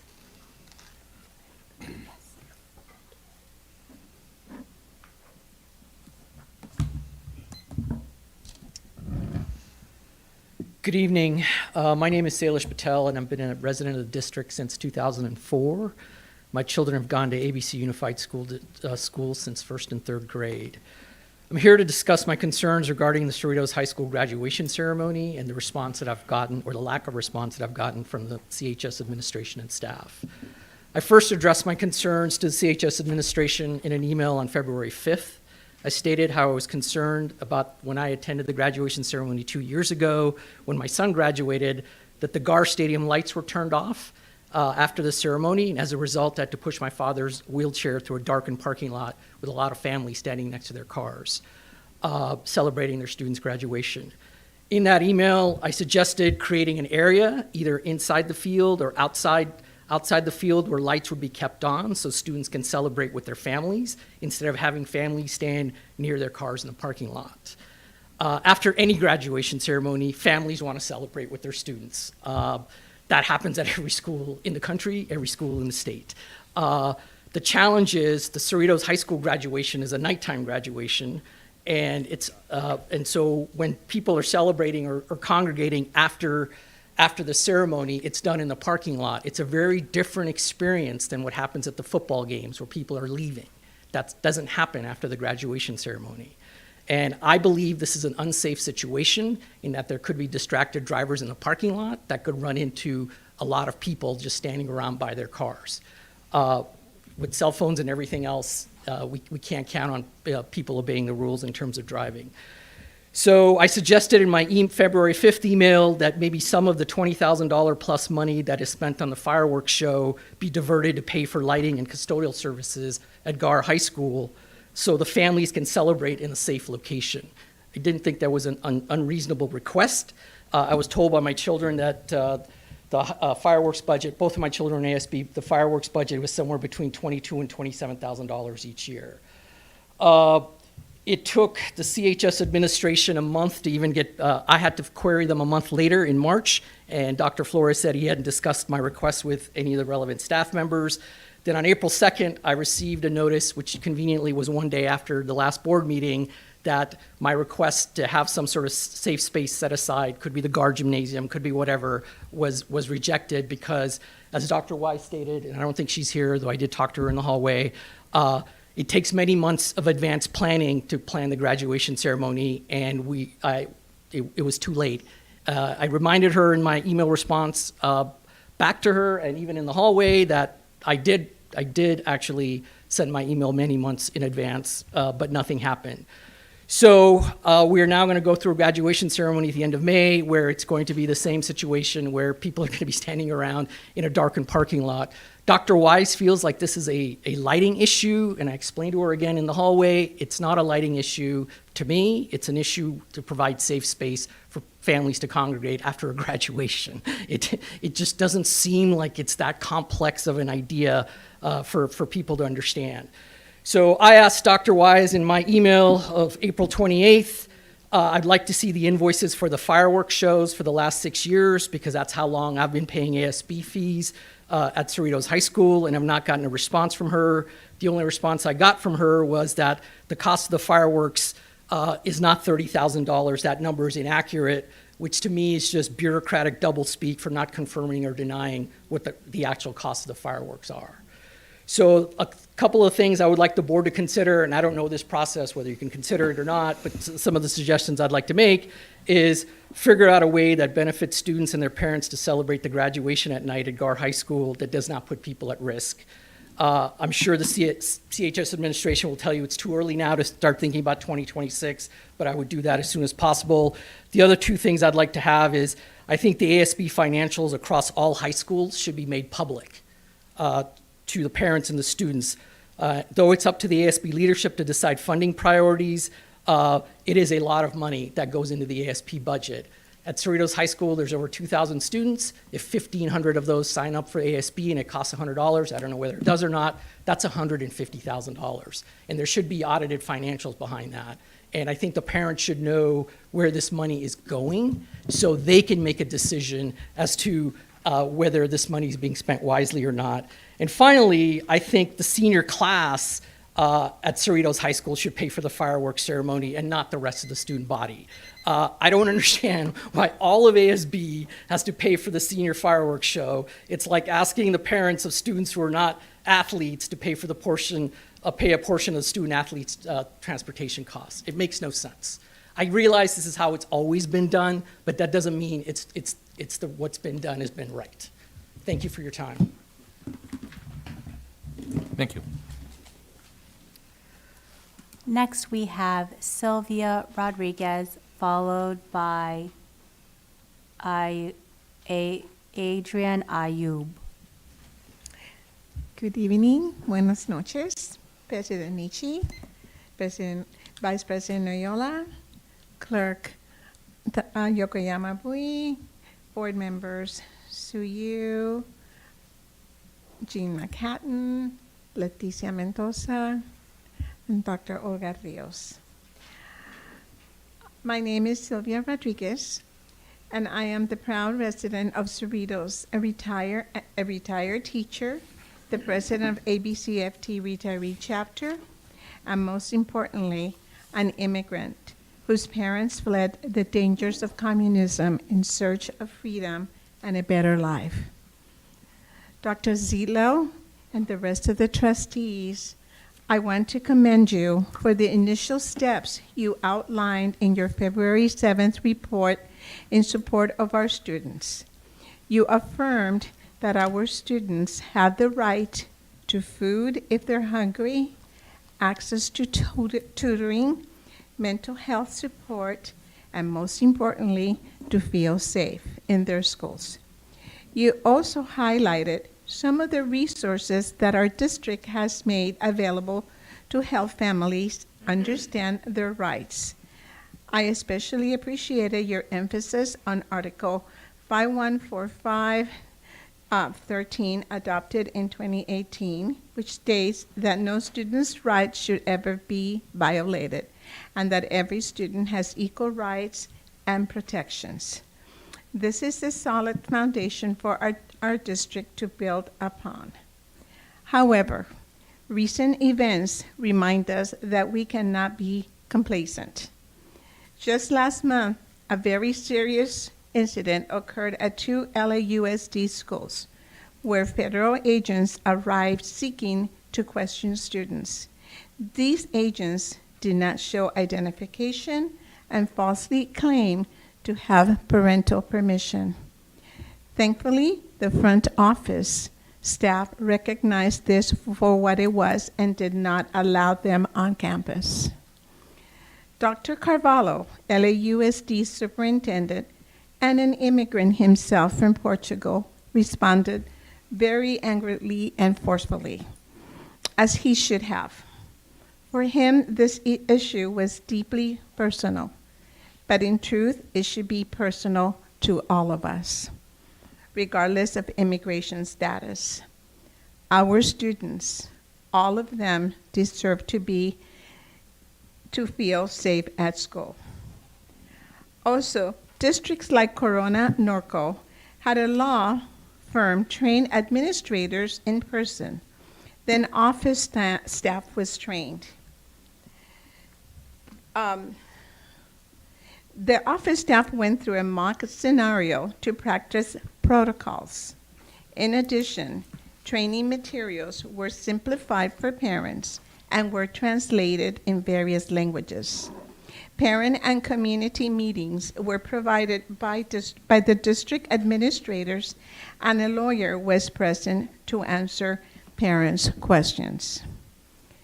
I urged all of you, the district, to take a similarly strong leadership role in protecting our students and families.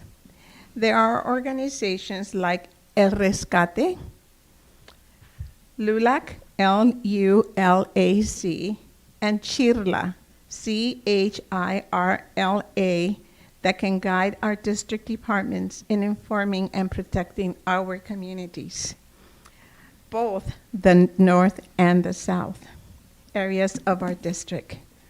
I hope we can actively seek these partnerships to strengthen the safety net for our students and families.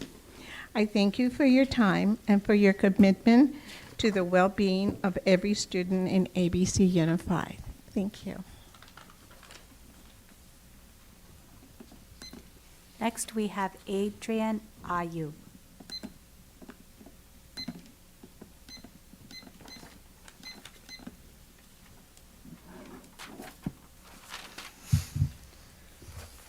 Congratulations, newly appointed trustee, Area 5 member Jean McCatton. It's a tremendous responsibility, but it also gives you a tremendous voice and network to address concerns that affect parents, students, and the community alike. I'm here to bring attention to a growing concern shared by parents, residents, and local families. The visible rise of homelessness in our public spaces, in your trustee area at Liberty Park, near the library and around City Hall, which is across from our beloved Cerritos High School. This isn't about demonizing anyone in need. It's about preserving the safety and suburban quality of life that makes our city and school district what it is. Parents are telling me they no longer feel comfortable letting their kids run freely at the park. Childhood friends are saying, we never saw this growing up in Cerritos. This is starting to feel like Los Angeles. That hits hard. I just ask if we have leadership that's willing to talk openly about what's happening and what matters. To protect the spaces meant for families, students, and the community alike. I ask the school board to perhaps look into passing a resolution asking the city of Cerritos and LA County to develop a coordinated response around parks, schools, and libraries where students are frequently present. To expand school resource officer presence during peak hours. Visibility around parks and open campus areas after school. Parents want preventative presence, not escalation. Direct staff to conduct a safety and wellness impact report. How unsheltered populations are affecting student wellness and parent confidence in public spaces. Data drives action, and this makes future decisions easier to justify. I know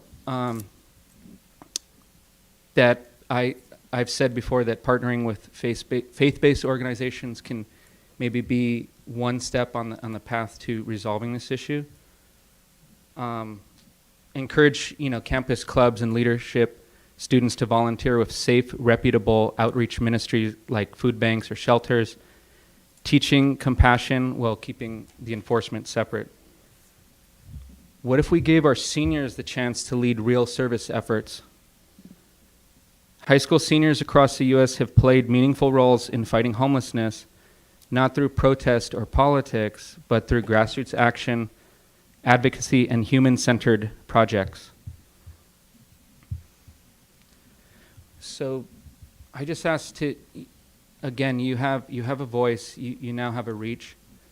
What makes Cerritos and all cities in the district special is slipping away. the feeling that families can be safe, you know, our parks are clean, and kids can just be kids. If we don't at least just open up dialogue about what we're seeing, then we become complicit in a slow erosion of everything this community and district was built on. So let's just show our students and each other that we still care enough to protect what makes this district feel like home. Thank you. Thank you. Are there any other public comments? I see no further public comment. Thank you. Can I have a motion to approve the consent calendar? Second, Noyola. Does anybody wish to remove any item from the consent calendar? If none, then I'll call for a vote. All those in favor of the consent calendar, say aye. Aye. Any nays? The motion passes 7-0. Thank you. Timed item we have 4.11, budget reduction plan. Mr. Nguyen. Thank you, Board President Nishii. Good evening, board members. Tonight, as an information item, we like to present to you our budget reduction plan as required by the Los Angeles County Office of Education. Just a matter of background, on February, I believe on the 18th, we had a budget study sessions of the board where I outlined the different issues that we have, namely declining enrollment. So the district have been declining enrollment since before COVID. And for this year, in 2024, 2025, the reduction in funding is about $888 or $9 million. So with a 1.07% COLA, that is not sufficient to offset the declining in enrollment. In addition, we have an increase in health benefits costs that would impact the expenditures. Therefore, as a result, we have what we call a structural deficit of about $4.1 million that the county have asked us to address, meaning that they have asked us by the time that the board adopt the budget for next year in June, we have to have a plan to reduce the expenditures by $4.1 million at a minimum. So tonight we are presenting to you the different options or possible solutions that we are considering in terms of reducing the budget by that amount of about $4.1 million. This reduction plan have been shared as our part of our process with our employee groups. That would be our ABCFT, our CSEA, our ABSME, and also management groups. This budget plan has also been shared with the Audit and Finance Committee, and we have got feedback from both groups, the committee and also the union, the employee groups. We, in putting this plan together on page 129 of your packet, we are using the guiding principles when it comes to budget reductions that the district has developed in the past, I would say 24 years since we have been doing this. That's on page 128 of the report.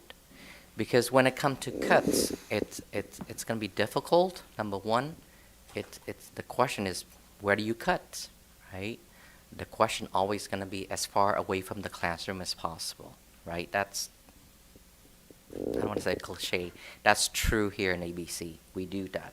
But we also use the guiding principles to help us to focus, right? If we need to make reduction, where do we do that? And what's important to us. So I want to share that real quick before I get into the numbers and the different cut areas, right? Student success is our central missions, and that's why we're here. So in making reduction, we have to keep that in mind, right? Student focused, that's number one, right? Fiscal solvency. We can't do anything if we're not fiscally solvent. So that's a given. We have to be on the right financial footing. We have to be, when we adopt the budget, we have to meet all the guidelines set by the state and the county. We are in the people business. 90% of our budget are related to personnel costs. So people are the cornerstone in ABC. So with that in mind, we have to be mindful when we make those decisions, the impact, the human impact, and the financial impact, right? But more importantly, the human impact of our decisions. Of course, we have to talk about, to be competitive, to provide quality service to students, to have to do the right thing. And this is a difficult process. So what's important with students, parents, and employees is that there have to be clarity and honesty. The information have to be accurate. We don't overreact. As always, we react timely, and we react appropriately as needed. So those are the guiding principles that have guided us through the many up and downs in the past at least 25 years in terms of budget reductions. So with that, I would like to share with you the 9 items that we have put together in terms of looking at the different things that we can look to reduce to at least address the $4.1 million. This is addressing the current year deficit, right? In looking at the 25-26 budget year or fiscal year or school year, that will be a different picture, right? We have learned that the COLA, or the cost of living adjustment for next year, is now at 2.3%. So it's better than the 1.07, but it's still a lower number. And if we still have the same issue with declining enrollment, we may need to do this again in the future. So this is, again, to address the current year $4.1 million budget reduction. So with that, we are looking at item number 1 on the packet, reduce the department budget up here. Not the school side budget, not the allocation to the schools. We keep that intact, but the department budget up here by 20% for a potential saving of about $300,000. We are also looking at reducing all the base fund, travels, and conference by 50%. The budget for that was about $400,000, so if you reduce it in half, the savings is about $200,000. Again, this is to emphasize, this is the base fund, travel, and conferences. There will be training and conferences that fund by grants. Those will likely remain. We will continue those. This is just the base funds. That's the way with the savings. We are looking at reducing management staff by about 10 positions. And these are the deans, counselors, EL or English learner counselors, and the mental health professionals, collectively about 10 positions together.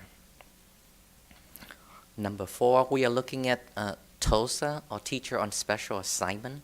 Teacher are not currently in the classrooms. We are looking at to reduce them by about 10 positions also. Number 5, the word is strategic hiring. That basically means we are going to freeze any opening in the classified positions and only backfill them or hire them in the critical roles as needed. We are backfilling them with potentially with subs, substitute or long-term subs, but not permanent positions to provide some savings there. We are looking at all contracts with on services by consultants and try to reduce it by $500,000.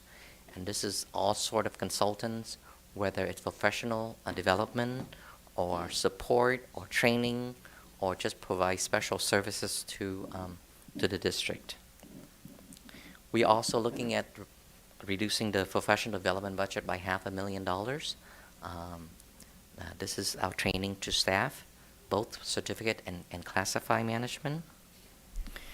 On number 8, again, looking at reducing the contribution to the deferred maintenance programs by $500,000. This is the program, the deferred maintenance program is where we use to maintain our schools, right? From the asphalt on the ground to the painting to electricals. These are the upkeep of the schools.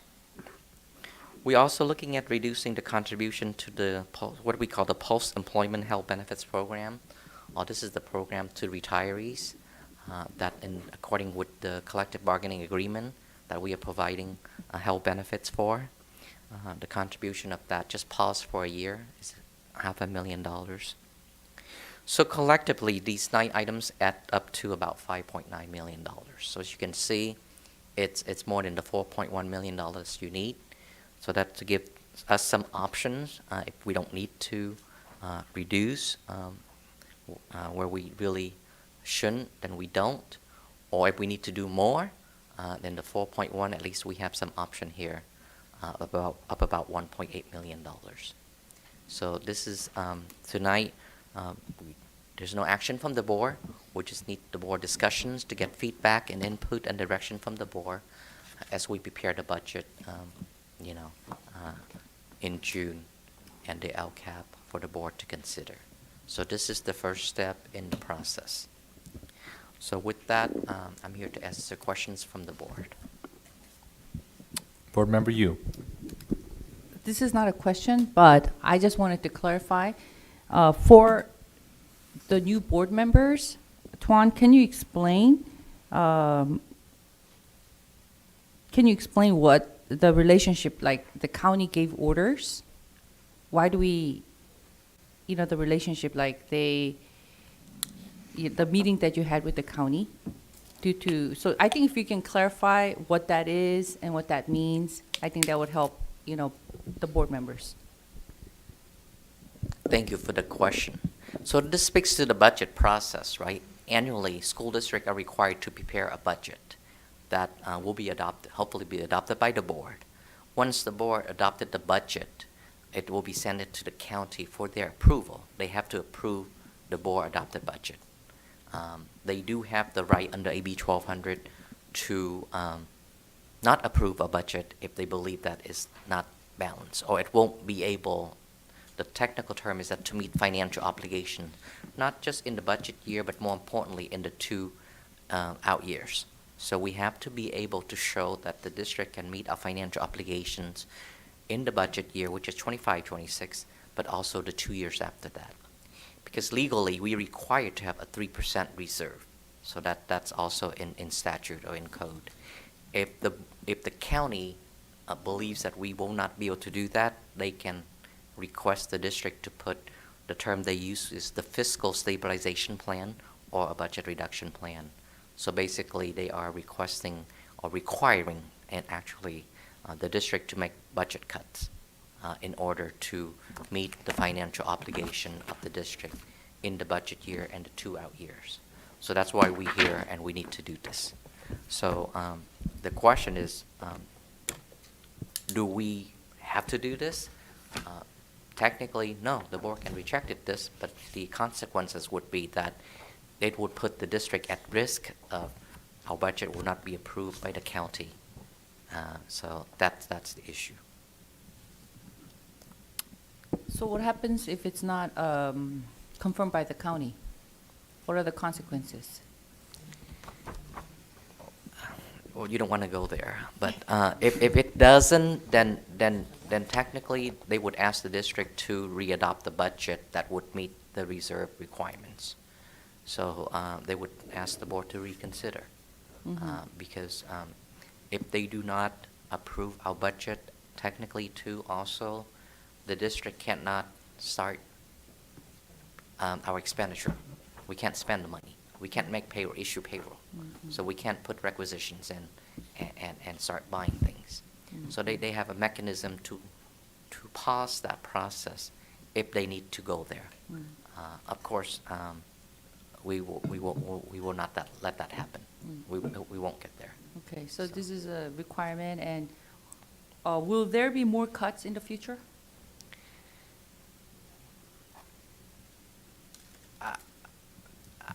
I can't really answer that. It depends on the state budget for next year, right? Next week, or actually this Friday, is the governor made revisions.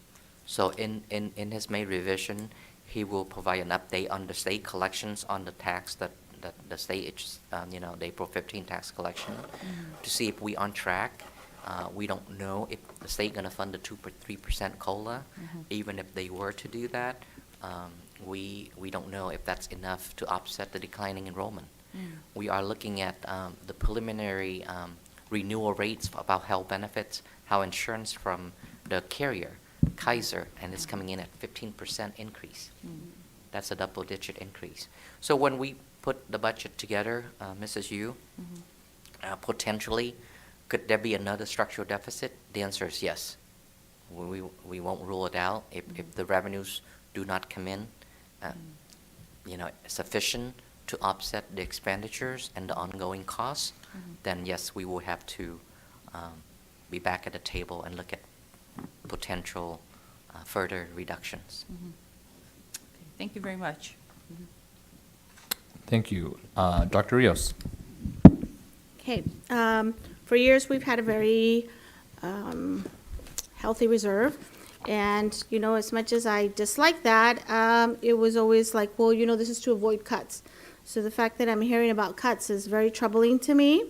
I do notice that we are over the proposed cuts by, 1.8. And so I'm going to bring my very strong objection to item 3, reduce management staff by 10 positions. I'm seeing there positions that are essential to, there was a comment about away from students, that are essential to students' safety and success. I mean, you talk about deans. I don't know of a school that can do without a dean. And I would definitely like to know that this isn't for any schools in my area. Counselors, again, we're still post-pandemic. All of our schools are still dealing with a lot of social, emotional trauma that students are recovering from. So I don't understand why that's on the list. EL counselors, I did question a lot about what the effect of the counselor was. I was happy to have had a conversation with the EL counselor at Tisha High School, who detailed for me the work that he does and the incredible impact that he has on our students and the success. I mean, he talked about reclassifying like over, I don't remember the number it was, and I don't think I'm exaggerating, 100 maybe? Over 100 students. So item 3, yeah, I mean, I would need some serious justification for us to go anywhere near those positions.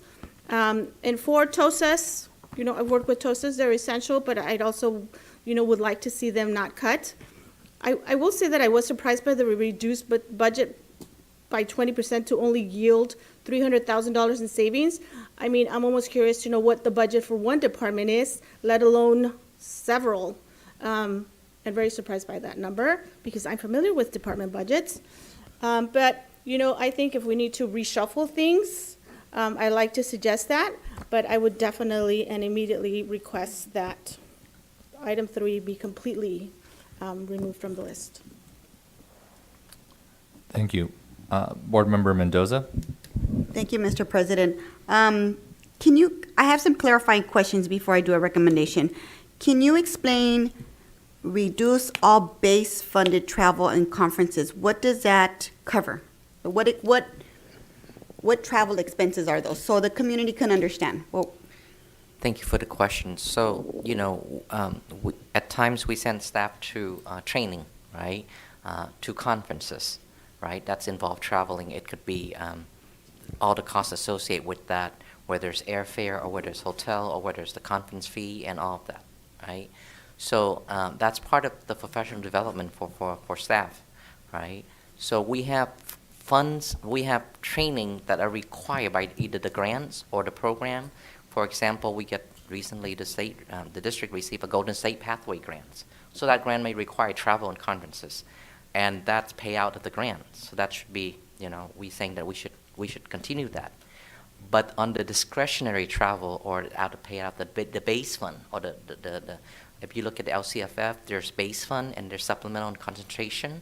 So the base fund is the general fund where the savings needed. So we're saying that let's target those and cut those and not the grant funds. So it speaks to the funding sources of the expenditures. okay, so my next question is, if we're looking at the amounts, can we reshuffle some of these? Because I'm going to echo Dr. Rios' concern. about cutting out our deans, our counselors, and especially our EL counselors, because we know in this district that's where the support is needed. And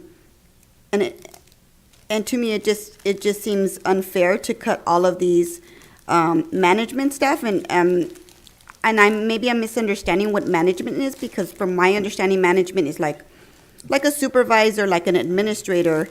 So that wording for me just kind of confuses me. But I would like to see, this is my recommendation, I would like to keep number 3, keep all of our counselors, and then, I don't know how you do it, Tuan, but me as a teacher, I would reduce professional development, because when times are hard, I can depend on my colleagues. We can have professional learning teams, and we can rely on each other to do good teaching practices. But I think, as a budget, I'm looking at professional development. That's something that I would want to cut. But I would want to keep our staff, especially number 4 too. And so I don't know if you can rework these numbers and keep number 3 and 4 and reduce some of these other ones. I mean, hire them, because to me, those 3 and 4 are critical to our student success, and that's our guiding principle. Student success is our central mission, and if we don't have these EL counselors, these deans, and mental health professionals, I don't know how our students can be successful. So my recommendation is to keep 3 and 4 and to increase some of the other ones. Thank you, Mr. President. Thank you. Board Member Yu? So, can I clarify? So, we have, according to your report today, the declining enrollment caused 8 million deficit? Was it 8? The reduction in the LCFF, the local control funding formula funding, is actually $9 million. 9 million. And then the structural deficit was something like 4.1 million. And the county recommended the reduction of 4.1 million. So we have to have a 4.1 million reduction or more. Yes, ma'am. Right. So we're not a micromanager because we're not working full-time. I'd like to hear from Dr. Zidlow how your input, your response. Yeah. Enlighten us. So I think as we've looked at this, some of those positions that you're seeing were carried out sometimes with one-time funds, things like that, that may not be there.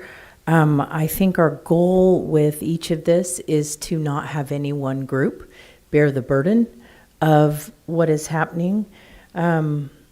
Overall, our hope is to do this in such a way that we're able to maintain the services we provide to students, and do that in a way where the ratio to students to admin, ratio to students to teachers doesn't really go in a drastic direction.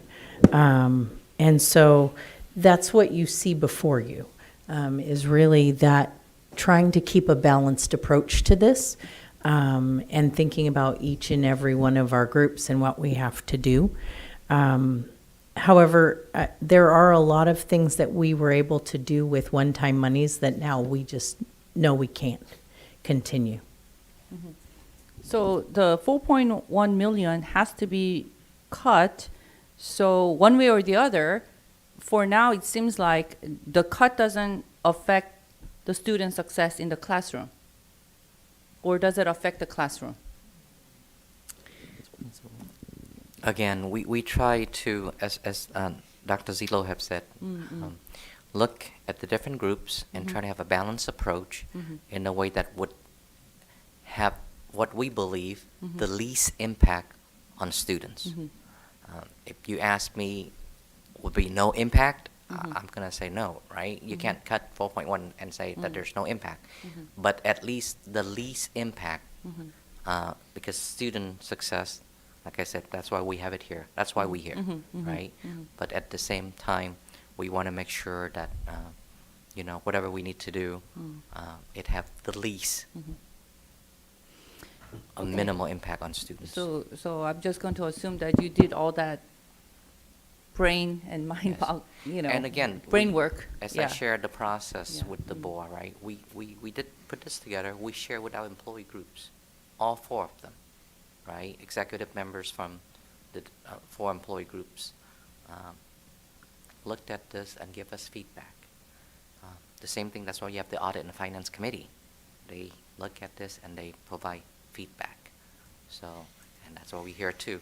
So we'll take all that, right, at the end of the day, and then we will present to the board at your June 3rd meeting the preliminary budget. And in that budget, at least in that preliminary budget, there will be a detail of what's the outcome of this, right? At the end of the day, out of number 3, did I cut 10, or are we proposing to cut 10, or we cut 5? So the board, have of course, can listen to the budget, preliminary budget on June 3rd, give direction to staff again, so we can adjust the budget if we need to. But at the end of the day, it needs to meet the requirement or the guideline by the county. So the county will be looking for a plan. Whether it's these items or other items, we need to have a plan for 4.1 million. Thank you. Dr. Rios? I'm just going to advocate for my community again, because it tends to take, it seems like when it comes to cuts, we want to be equal, but when it comes to funding, not so much. They generate a lot of our one-time funding. They continue to generate a lot of our LCFF. Students' needs need to be prioritized. So we end up dealing with situations in closed session that other schools don't deal with. We know that there are special needs at schools, and those are the schools that I don't want to see on the chopping block, regardless of.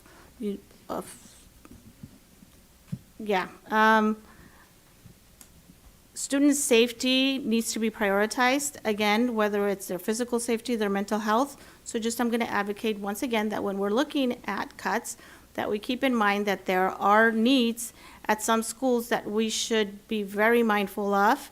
And that's not to say that all schools need it, but I think we've dealt with situations where it's become obvious that some need it more than others. So please keep that in mind. And I'm going to continue to have issues should I see cuts in our area, because I'll remind you again, we generate a lot of the extra funding that came to the district. Thank you. Vice President Noyola? Thank you, President Nishi, and thank you, Tuan, for this report, and also thank you, Dr. Zito, for adding that caveat about sharing the costs across the board, and I do appreciate that.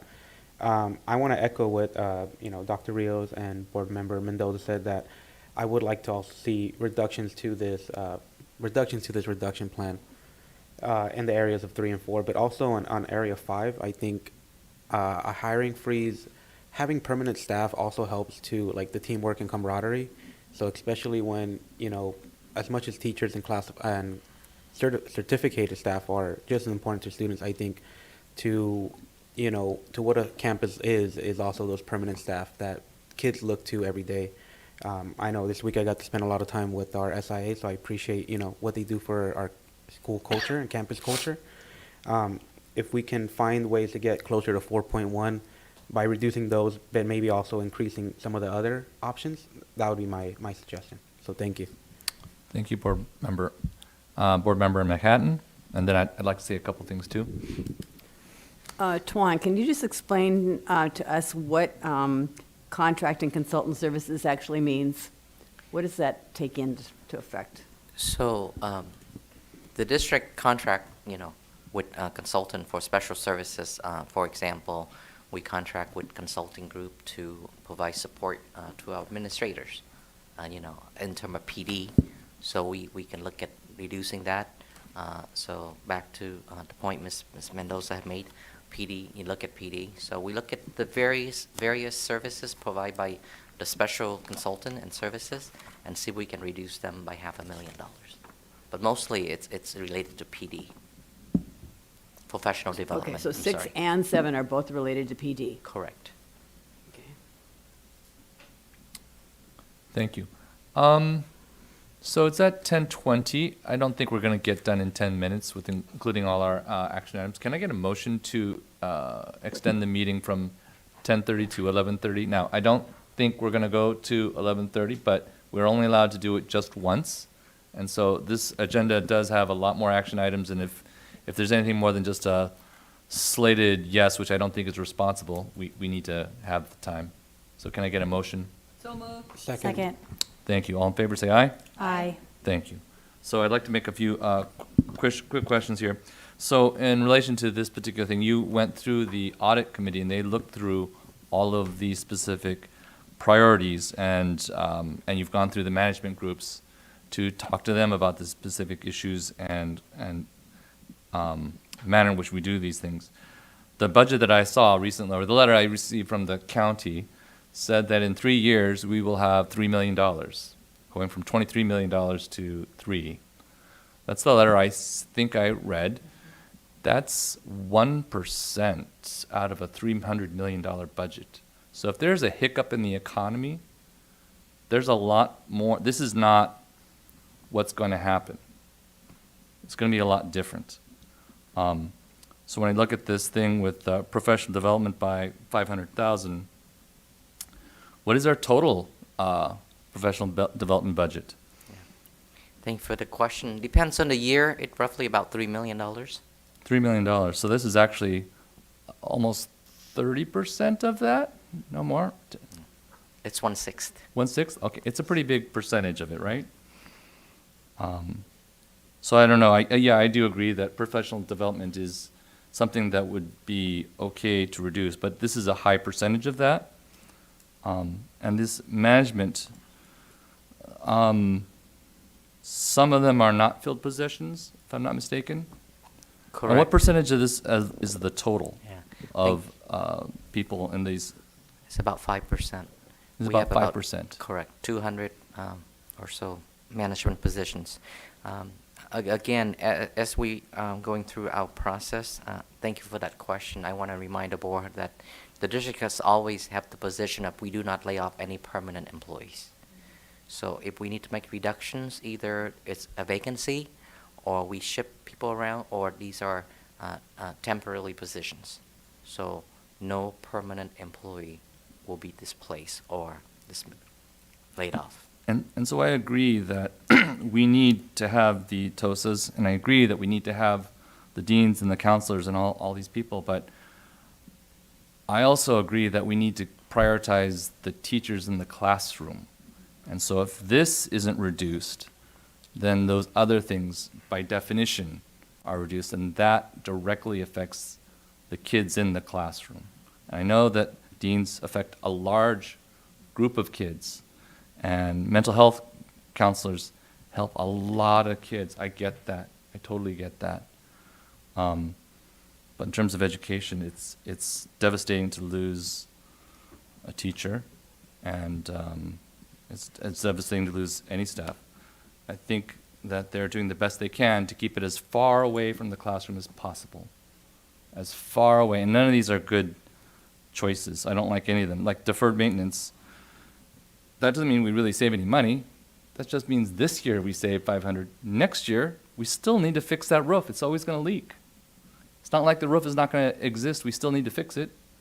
So cutting from that, sure, but it's a structural deficit, meaning it happens every year, meaning this is actually not a recurring thing. This is going to be an issue going on into the future. Dr.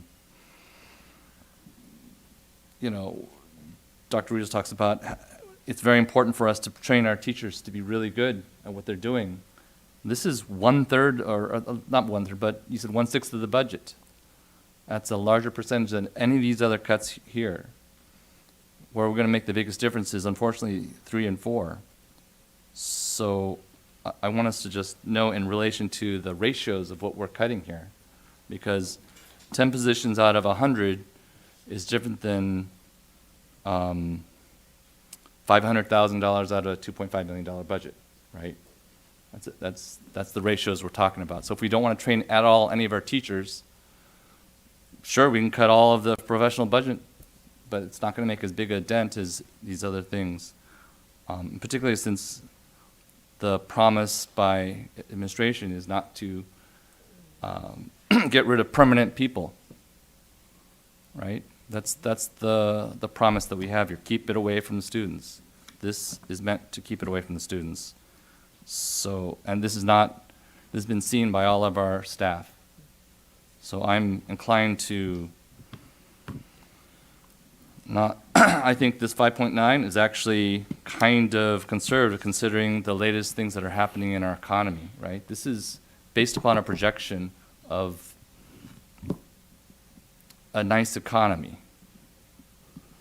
If the economy takes a little hiccup, that 1% difference is going to make a huge difference in our kids. So I'd rather him make this decision or make the budget based upon what we see here. And then when it comes time in June, if he doesn't have to make these cuts, we don't have to make these cuts.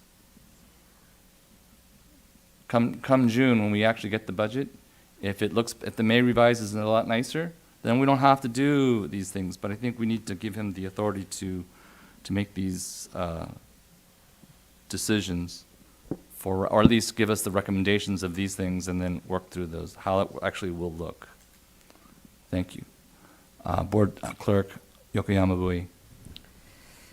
Thank you, Tuan. I was also concerned about the number 3, reduced management staff. Can I get a better idea of where the staff is? Are they in the schools? Are they here at the district? Because I read the term management, so I think that they're over the actual deans, counselors, EL counselors, MHP. So we'll still have those in the schools. It's just, are we missing, I guess, the overseeing management to them? Yes. So these are the position actually at the school sites. So we haven't finalized, exactly where and all of that. Once we have that, of course, we'll share it with the board, exactly where and the impact and the rationale, right? Why here and not there, like Dr. Rios have said, right? What criteria do you use, right? We do have that ratio of administrators to students, and where it's low and it's high, so we know the different schools, and if there's where we can reduce without the most with the least impact, then we'll do that. Yes, I've listened to my other board members and President Nishi, and I hear the concerns across all levels. I'm also concerned about the mental health professionals leaving our schools. We need those. The EL counselors. I've spoke with deans at various high schools who are just already overloaded as it is, and want more help and to take them out of school. So I do agree 3 is where I would want to focus on not having too much cuts. But again, I understand what President Nishi says and what you've advised, what Superintendent has advised. So thank you for all the information. And Dr. Rios?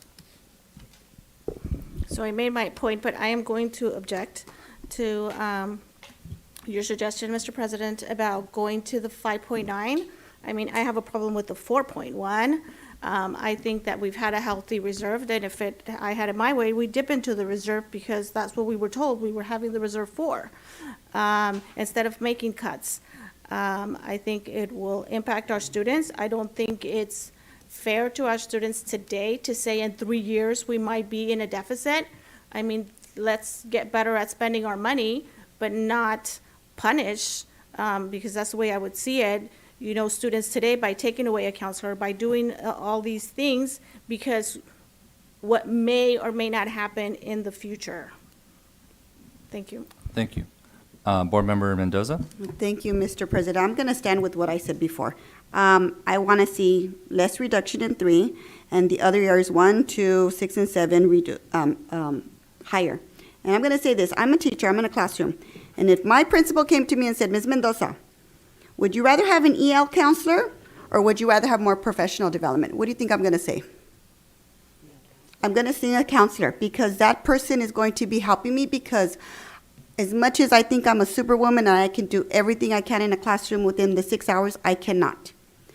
And when you have someone who's supporting you in the classroom, and this is a group of students who needs our attention, we know that the data shows that our EL learners need support. And I cannot vote for anything that says, I'm going to take out an EL counselor, I'm going to take out a dean, a counselor, just so I can have more professional development. I'm sorry, I'm as a classroom teacher, I think if you ask many of our teachers, they would choose the same as I would. And you have 1, 2, 3, 4 board members who have already echoed that we want to see number 3 reduced. And I think he's getting to the point where he's getting our recommendation. Thank you. Board Member Yu. Do we have a deadline? Yes, ma'am. By the second board meeting in June, when you adopted the budget, this has to be in that budget. Then we only have one more meeting in May to discuss and get the full report that the board members want in terms of the details of these cuts. That would be at the June 3rd meeting. June 3rd meeting? Yes. Not before? Right now, we plan to take it to the board at the June 3rd meeting. So we could, Yeah. we're going to have this as an action item in June 3rd then? June 3rd is a preliminary budget. It's not Uh-huh. an action item. It's a Uh-huh. public hearing. June 20th is the action item. I'm sorry, June 17th. June 17th. So we'll get it in June. Thank you. Thank you, Tuan. So, I don't want to sound like, well, I am going to sound like the bad guy. I don't want to get rid of EL counselors either. That's not what I came to the school board to do. That's not what I want to do. But we got to prioritize the students, right? This budget is trying to keep it away from the classroom. So I just want us to keep in mind, I hate all of this. I do not like any of this. But I got a letter saying that we're going to have if we continue the way we're doing it, we say, keep this budget high, keep this budget high, keep this budget high. We can reduce the department budget by 20%. It's only a $300,000 thing. It's like talking about the little side thing here and saying, and ignoring the bigger picture. So, they will do what we say, right? They will follow our direction. I just want us to know that, I did receive the letter. It did say we're going to be at $3 million in 3 years. That's not a lot of wiggle room in a $300 million budget. And I looked at even our restricted budget. We have $65 million. I think, wow, that's a lot of money, right? That's sitting there. But actually, we spend that. We get 65, or we get 68 in restricted funds every year, but we spend it. And it's coming down every year. So, I just, they will do what we say. And so that's fine. But I just know that almost the economy will tell us or mandate our decisions and our priorities. If we prioritize everything, then nothing is prioritized, right? If we prioritize the TOSAs, which is very important, I get it. But that means less here, more here, right? And so the classrooms will feel it because that's the only other place that we can make a financial difference in this $300 million budget, right? It's not like we have a lot of discretion to move a lot. We're not talking million. We're talking a tiny percentage of our budget, and it looks like a lot, 1.5, because that's. But in relation to the whole picture, they're trying to pick the place where it has the least amount of pain, and so we're going to find that the alternatives will be more painful, and or maybe I'm wrong. I hope I'm wrong. But the economy will end up dictating what we actually do. I think I think we're almost done. Do you want to have just one last word? Yes. 30 seconds? Tuan and Ray, president of the union, I think Dr. Zidlow was here because none of us were here on the board when there was a budget crisis, right? I was here. But we were not serving on the board. Oh. Yeah. So I think that it would be helpful to enlighten the board, like, how did you weather through that time? Because it's when there's a deficit and money is tight, all the stakeholders, it's gonna be really frustrating. It's gonna be very difficult. Because if we don't cut, then we're gonna have to cut into the classroom or, I mean, I don't know the detail, you know, you guys did all that. So it would help us to hear what happened in the past. I know that I always hear that there was such a collaboration and nobody was laid off the full time. But the hiring freeze was something that I read in the LA Unified. I think was the first one to come out with a hiring freeze a few years ago, right? And we just started. So I just think it would be helpful, yeah, for all of us, just to know. So help us to make the decision that will impact us for the next few years. Thank you. Thank you. All right, we finished with the information item. Let's go to an action item 1.2A.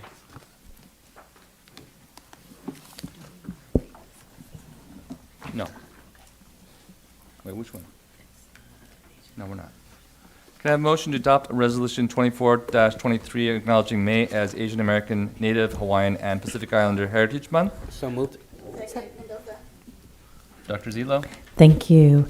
Normally, we would read all of the lines this evening.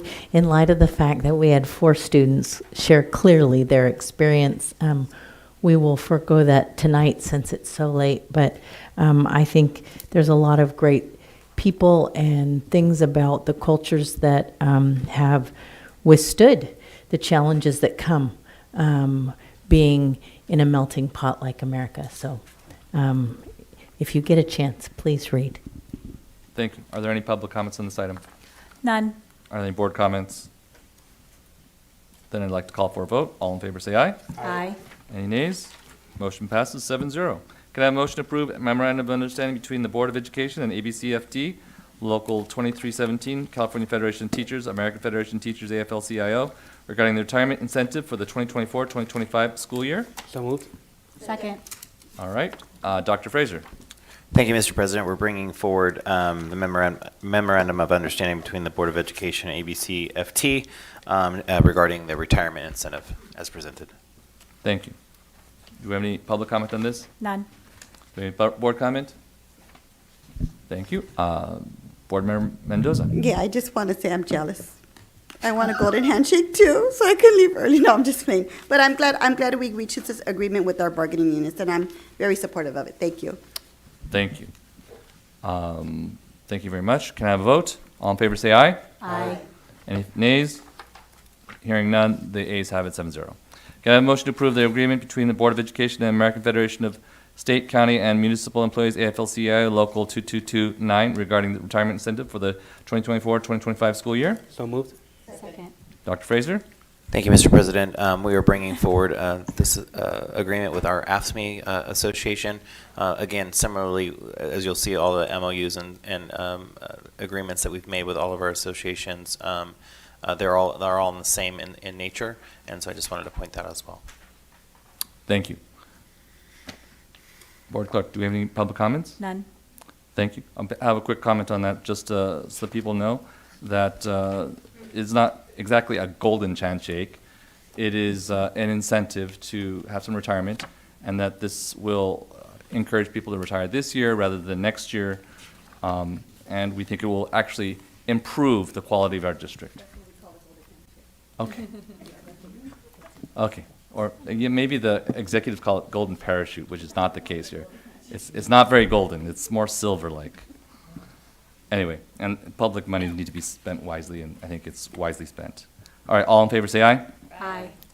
Motion passes 7-0. Can I have a motion to approve the memorandum of understanding between the Board of Education and California School Employees Association, it's ABC Chapter 24, regarding retirement incentive for the 2024-2025 school year? So moved.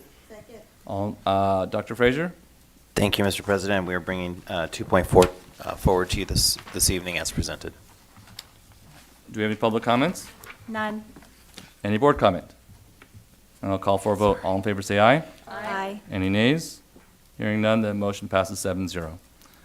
2.5A, can I have a motion to approve the tentative agreement between the Board of Education and the management confidential employees regarding the retirement incentive for the 2024-25 school year? So moved. That's Jeannie? McCann, okay. Dr. Fraser?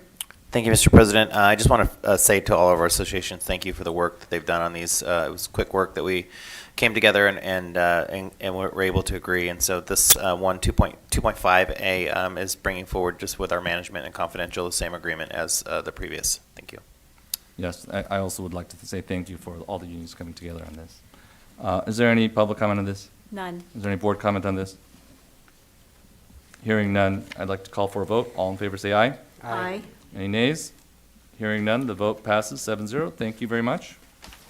Can I have a motion to adopt the following textbooks titled Math Calculations for Pharmacy Technicians, 4th edition, Mosby, Pharmacy Technician Principles and Practice, 7th edition, Pharmacology for Technicians, 7th edition, Paradigm Education Solutions, Music Technology 101, The Basics of Music Production in the Technology Lab or Home Studio for the 2025-2026 school year. So moved. Thank you. Dr. Castro? Yes, I'm bringing before you these textbooks, which are part of our CTE pathways. They align to industry standards and promote the effectiveness of our programs in pharmacology as well as music technology. Thank you. Is there any public comment on this item? None. Any board comment? I have a quick comment. I think it's actually a great textbook. It really goes into the practicality of the drugs that are being used, the symptoms that they see. Very technical, very high level. I definitely don't understand it, but I know it's very practical. And the music stuff is a little bit specific into the technology, so I don't know how, if it will keep up with the times, but it is a paperback, so it's not meant to last forever. So I think it's a great textbook. Thank you very much for the work done to get these books and these courses and for our kids. So with that, can I have a vote? All in favor say aye. Aye. All negatives? None? Then vote passes 7-0. 3.18, can I have a motion to approve a request for a new career technical education CET course entitled Electrocardiogram EKG Technician Certification to begin the summer of 2025, so that's relatively soon, and applied programming for interactive media fundamentals of vehicle and aircraft systems to begin the fall of 25-26 school year. So moved. Dr. Castro. Yes, I'm excited to bring these new course offerings to our students in ABC. The EKG Technician Certification is actually a summer original credit program that will be part of our patient care CTE pathway at Artesia High School. Applied programming for interactive media will be at Gar High School, and that will begin in the following school year, 25-26, and it's part of our games and simulation, and so there will be an e-lab that will be established as part of this. And then the fundamentals of vehicle and aircraft system, also part of Gar High School, where we are starting our first ever CTE aviation pathway in ABC. Thank you. Any public comment? None. Any board comment? Just as it relates, I have one comment in relation to the aircraft systems. My cousin's daughter is an aircraft, she makes a lot of money. She's little, and it's not, aircraft mechanic is not just for guys. Anybody can do it. She makes more money than I do. So with that, I say, can I get a vote? All in favor say aye. Aye. Any nays? Hearing none, the motion passes 7-0. This is really good. Thank you, Dr. Castro. Can I have a motion to approve the joint use agreement with the City of Cerritos for the use of facilities for the athletics? Second, Noyola.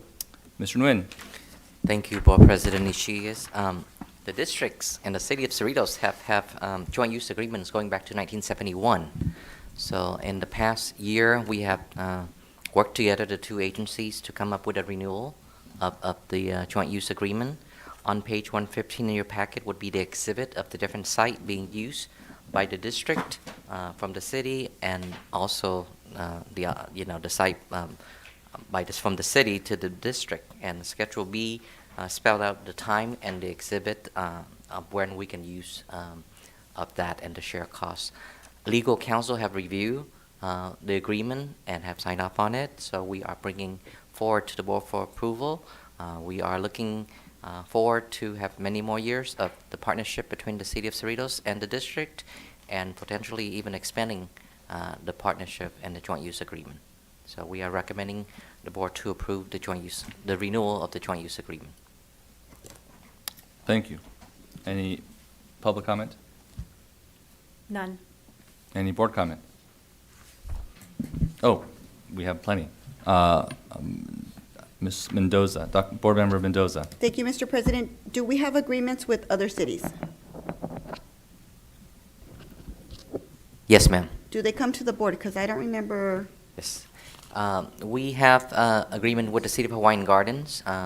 That was a 25 years agreement, so we do have an agreement with the City of Lakewood, with Palms Park, and we do that annually.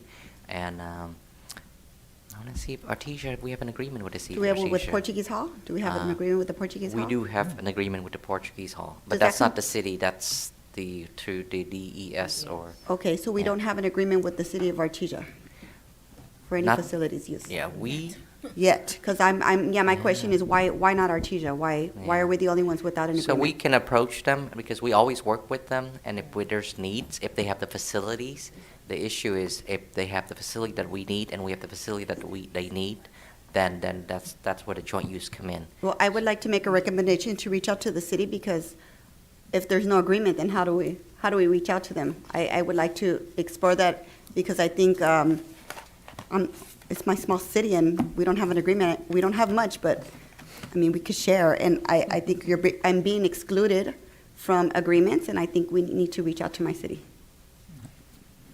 Thank you. Thank you. Dr. Rios. Well, just shout out to the city of Cerritos. I think when we're talking about things like budget cuts and stuff, it's going to be more important than ever to build these partnerships with our fellow or neighboring cities to supplement some of our programming or just to be community partners. So thank you to the city of Cerritos and the leadership of, this is why, but Mayor Yokoyama. Thank you. Board Member Yu. Yeah.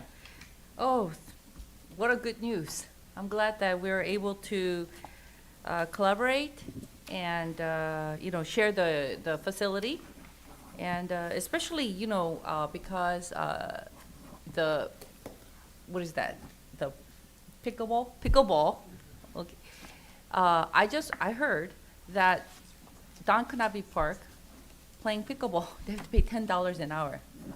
Now, yeah, that's a lot. Yeah. Like for adults, maybe we can afford it, but for like students or, young adults who's looking for a job, that's a lot. But I would like to see more collaboration. So some of the city facilities or, school facilities that could be managed by someone else or, I don't know, to make it less expensive or no cost. Because pickleball is really good sport to get everybody out. The kids, they meet up with the old friends even after they graduate and went to college, because kids all move back home now. So it's really good to get that out. So I would like to see expand on this collaboration of facility, even with all the cities, Artesia and Lakewood. Thank you. Thank you, Tuan. It's the Thank good you. news. Thank of you, all, Board- the best news today. Thank you, Board Member Yu. So yes, we are going to expand that. We're not just going to do the pickleball's one thing, but also CCPA. Why don't our kids get to play there? So that's a beautiful facility. I would love to have our kids play there. Cost the city the same whether they have it full or empty. So that's another thing. And I agree, we need to have staff working with all of our cities. So because when we have these budget cuts that we have to address, the sting is going to be less if we can share with the cities. So I have been meeting with Cerritos, I have been meeting with Artesia, and I invite Ms. Mendoza to come with me to a next meeting because you are our liaison. It is staff and it is us when we'll be doing this. And all of us in our constituent cities, we're going to work together we're not going to go out there with our empty pockets and go, oh, I can't afford anything. But we will work together to make our entire community richer. So whatever losses that we suffer in certain things, maybe the city of Hawaiian Gardens will replace that because they have a great dedication to our kids that I've seen. Lakewood, we're meeting with them again with the city manager and their elected officials, and I've reached out to them to keep on moving. I don't care who they are. I just care that they'll work with us and make a low-cost way for us to share and make community richer. So anyway, thank you very much. So can I have a vote on that? All in favor say aye. Aye. Any nays? Great. Motion passes 7-0. Can I have a motion to ratify change order number 1, bid award ABC 1591 Gower High School modernization to Cal City Construction, Inc.? So moved. Second. Thank you. Mr. Nguyen. Thank you, President Ishias. We are bringing forward to the board as ratification change orders, because part of the process is, we need to authorize the work immediately to get the school renovated, and the agreement is that we have to bring it back to the board for ratification. The good news here is that we believe this will be the only change order that we need to bring to the board for GAR High School renovations, and it is for the amount of $181,406. It is less than 1%, or 0.57% to be exact, of the total the original contract amount. So, depends on who you talk to, right? Standard industries could be up to 10% change orders, and this is less than 1%. So we're very happy to bring this forward to the board for approval. Thank you. Is there any public comment? None. Board comment, Mr. Mendoza, Ms. Mendoza? Thank you, Mr. President. I'm just concerned, like, why wasn't I mean, I wasn't on the board, but additional clocks and speakers, and the one that concerns me is additional fire alarm devices. Like, isn't that like a safety hazard? Like, aren't we supposed to have them in schools? There are students, and when I did go visit GAR, I did notice a lot of holes, and now I know why. So we as part of the drawing and the scope, we built them in there. But as the construction goes on, as time, we have either unanticipated items or just additional items that the school would like to request. So we add them on to the scope. So are we not in compliance by having fire alarm devices in our campus? We are fully in compliance because the plan have to be approved by DSA, the State Division of Architect. So they have to review the plan, and fire and safety is the #1 priority, and they review that first. So this is just above and beyond that. Okay, thank you. Thank you. So I'd like to commend Tuan and his team at MOT for having an extremely tight budget. Every situation, they always have a change order. If you go with the architect who's sitting in his office in Century City, and you don't make a change based upon what you see on the ground, that's not going to be a positive, good thing. So they made changes that are positive, and it's amazingly low, even though it doesn't sound low. I mean, I can't afford that, but in the scope of how many $1 million budget?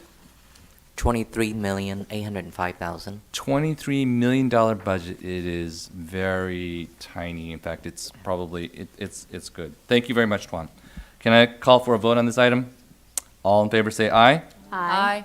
Any nays? The motion passes 6-0.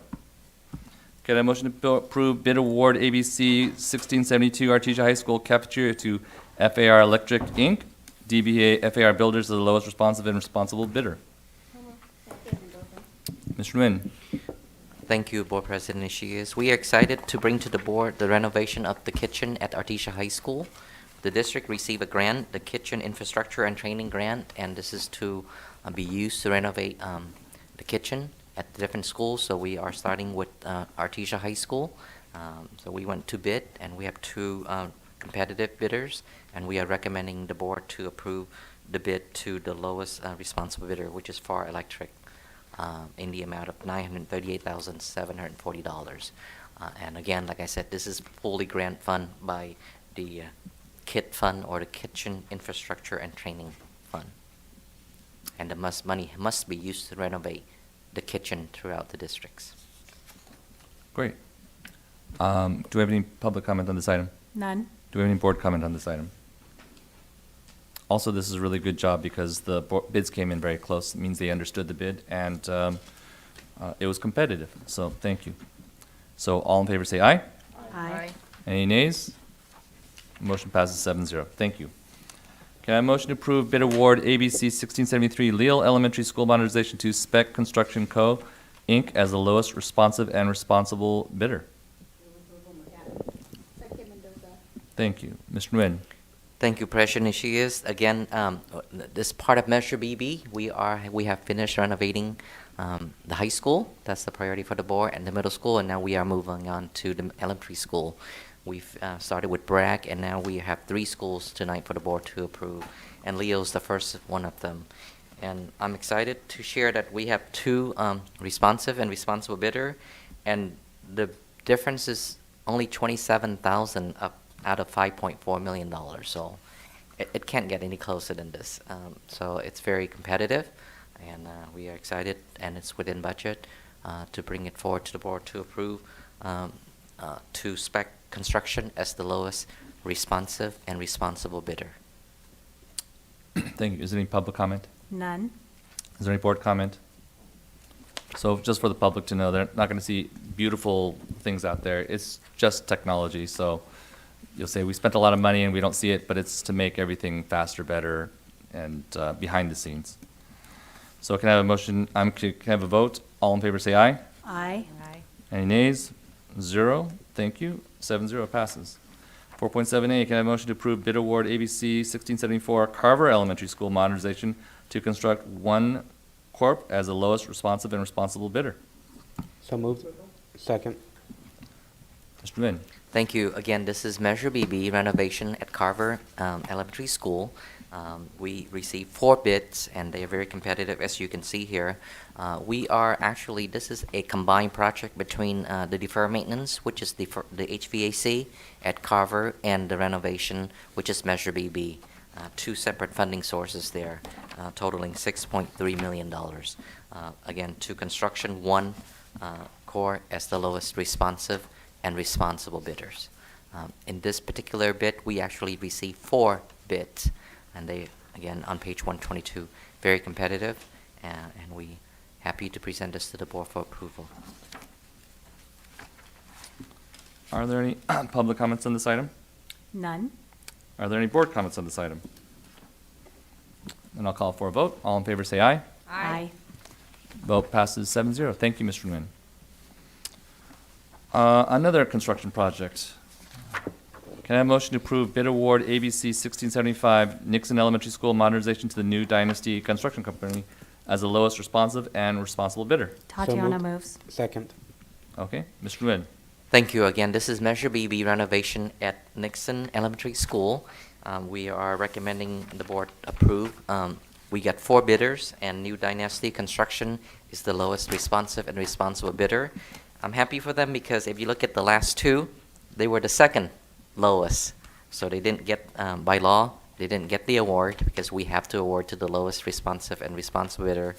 So on the third one, they sharpened the pencil, and now they are the lowest. So we are happy to recommend the board to approve the contract to New Dynasty Construction to renovate Nixon Elementary. Is there any public comment on this? None. So how long will it take for them to get this done? Sorry? How long, it's $5 million? Thank you.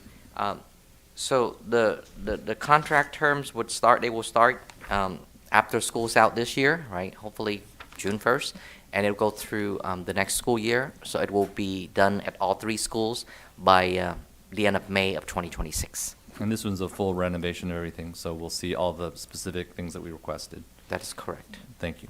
All right, so call for a vote. All in favor say aye. Aye. Any nays? Hearing none, the motion passes 7-0. Can I have a motion to approve bid award ABC 1676 asbestos and lead abatement unit price to Integrated Demolition and Remediation, Inc., IDR, with the option to renew annually up to 4 additional years as the lowest responsive and responsible bidder? So moved. Yes. Mr. Nguyen. Thank you. This is a little bit different because we went out to bid twice for this, and this is the 3rd time. Unfortunately, we only had 1 bidder, but we believe that the prices is in accordance with budget and standard out there. This is to award for asbestos and lead abatement throughout the district. And as we renovate our schools, legally we require to abate. When if asbestos and lead are found to be present, so this contractor will assist us in that process and to ensure that our, the construction is safe and done accordingly with the law. So there's only 1 bidder, but this is our 3rd time trying.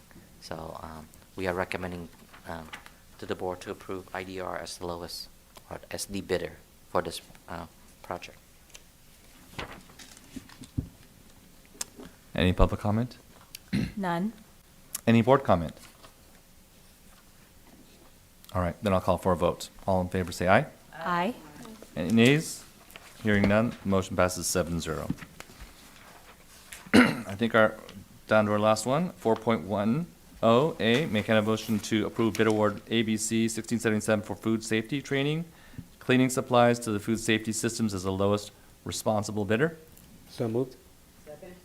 Mr. Nguyen. Thank you.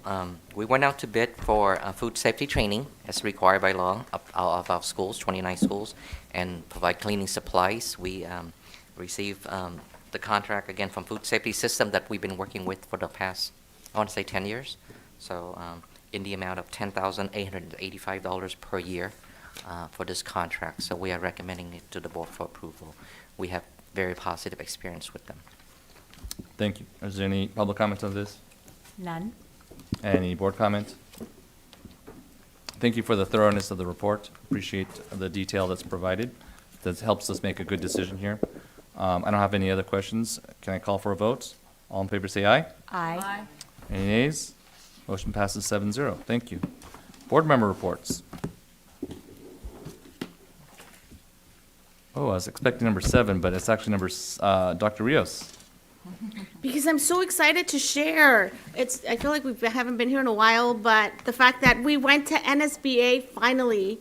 I don't know if people know this, but for 5 years we had put in a proposal, and first it got shut down because of the pandemic, and then I don't know what happened, and then I don't know what happened. So finally, we got it through. A big shout out to Dr. Zitlo because she did a lot of the work to submit the paperwork, et cetera. But Dr. Frazier, Dr. Castro, Mrs. Gomez, and I presented on behalf of ABC. We showcased the work of Artesia High School and the fact that they're able to make all of these amazing things happen at the school with their students, going to college, et cetera. By the way, I'm going to college dinner is, I think, tomorrow. You're all invited. It's an amazing event. I also wanted to discuss a facility visit that I did to Gar High School, and it's kind of appropriate timing because we're talking about budget cuts, and we've had people from Gar High School that have reached out to us and said, I have an idea. I have an idea that's going to maybe cost a little bit of money up front, but it's going to generate a lot of income, and they've committed to not only eventually covering the cost, but even becoming a funding source. So I really, I've emailed Juan, we've been in communication, I really want more than ever for this to be considered. The other thing is that they brought this kind of like an urgent matter that I think needs to be addressed. We happened to be out walking by the baseball area, and they discussed gopher holes.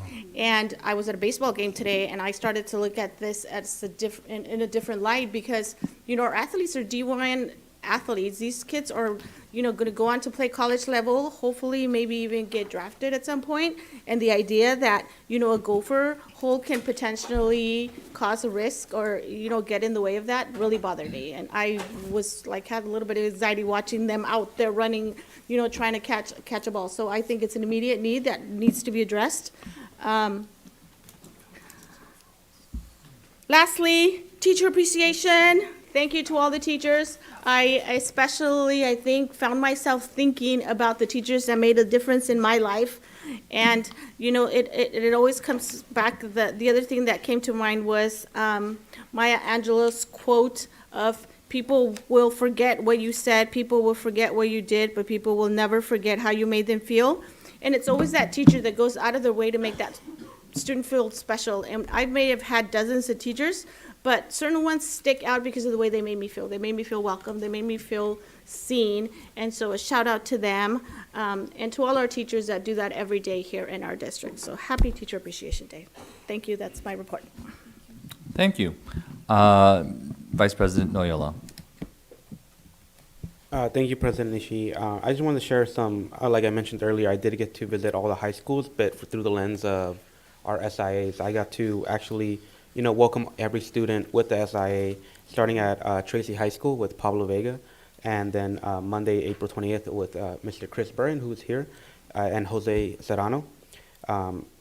Tuesday, I got to visit Cerritos High School with Mr. Demel Franklin, and Gar High School the next day with Leo Hunt, and also Whitney High School with Mr. James Gibson.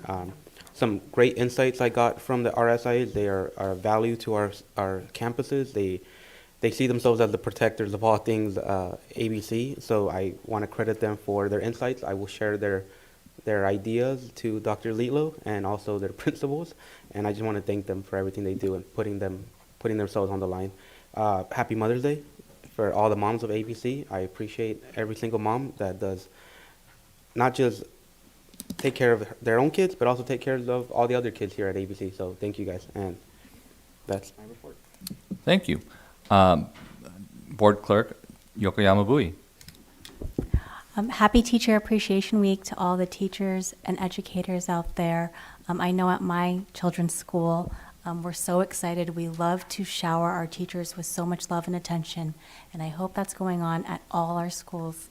This past month, I was able to attend a City of Cerrito City Council meeting to help say a few words about the Whitney High School Girls Varsity CIF team. I also attended Leal Elementary's Festival of the World earlier this month with President Nishii. I attended Cerritos High School Drama Club's production of All Shook Up. I attended ABC Adult School Outstanding Student Awards. I attended along with President Nishii, and we heard phenomenal stories of adult school students. Just a couple, a retired grandmother who is taking ESL. She finds it a great way to spend her retirement. A student who recently suffered a stroke that affected her right side of her body, and she's taking oil painting, which has been a positive form of oil therapy for her. I conducted a learning walk at Whitney High School with Principal Dr. Stoffers. I was invited to attend Paul Elementary's third grade performance of Rumpus in the Rainforest. Thank you, Mrs. Bronner, Mrs. Maglio, and Assistant Principal Harris for the invitation. I attended Haskell STEM Academy's third annual research symposium with Vice President Noyola, captivating displays of research related to real world issues. It was both in poster format as well as video format.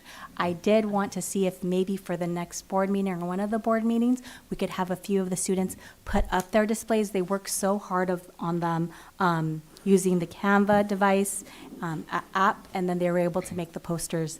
There were rows and rows of them. It was so enlightening.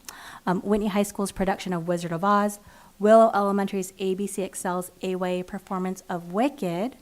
I attended our legislative policy meeting, Leal Elementary's fourth grade spring musical, along with President Ishii, the Credible Westward Movement. Lastly, most recently, Gar High School Spring Pop-Up Fundraiser. I also want to follow up on Dr. Rios's comment related to the gopher holes. That was also a concern expressed to me by Haskell. And I don't live far from Haskell, so I don't know how the gopher travels from my backyard to Haskell, but it does, like under streets and everything, so. Yeah. But thank you, everyone. Happy Mother's Day. Thank you. Board Member Mendoza. Okay, really quick, I am going to talk about the gophers, and I think from GAR, they came from the cemetery, because my husband got rid of all of them. But he knows how to get rid of them. If you guys want to know, go talk to him. He knows how to get rid of them. I do have a long list because I was really busy. Usually I'm not really busy, but so I'm going to go really quick. I went to NEMIS. They had their open house and their environmental festival. And you know I love kindergarten, so oh my gosh, the kindergarten classes were amazing. They were all dressed up in character, and it was just amazing, the work that was being shown by our students.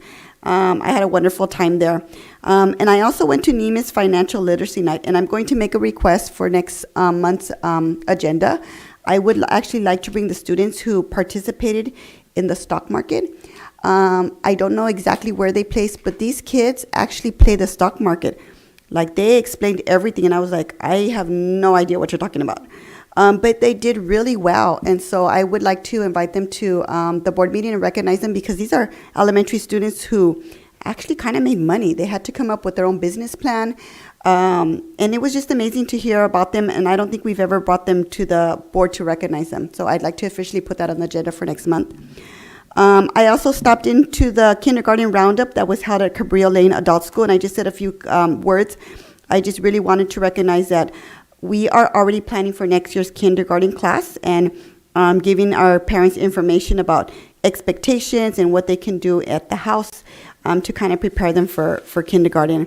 I also went over to Tracy at their open house in I just love Tracy. I love going over there because I think it's just such a different environment for our students to succeed. Then I went on my official visit to Nimes Elementary School, and I had to go visit my pen pal, Ms. Reynoso's class, and so I dropped off my letters, and Scott Smith was there to attend and help me out with that. But I got to see Nimes. I hadn't been there for a couple of years, and I'm really glad to be back. Then I went over to GAR. I didn't see any Gophers. But I did get to see a former kindergarten student of mine, Paige, and we took a picture and I sent it over to her grandma.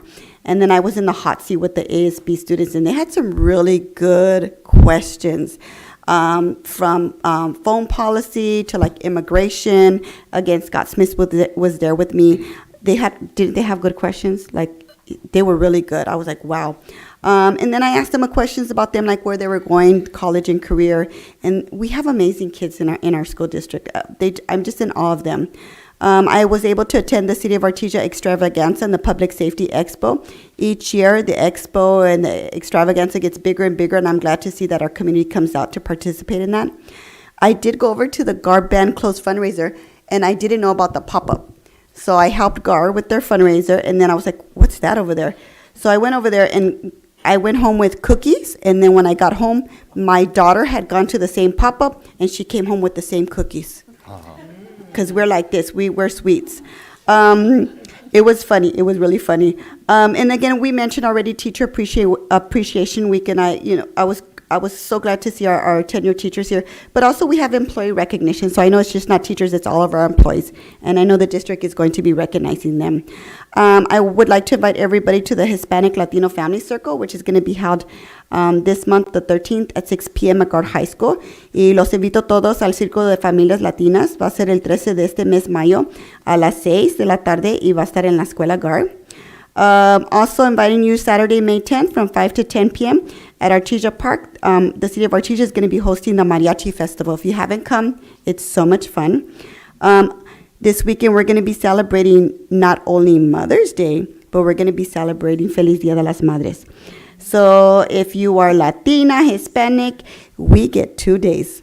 We get to celebrate 2 days. So I want to wish everybody and just appreciate all the work that you do.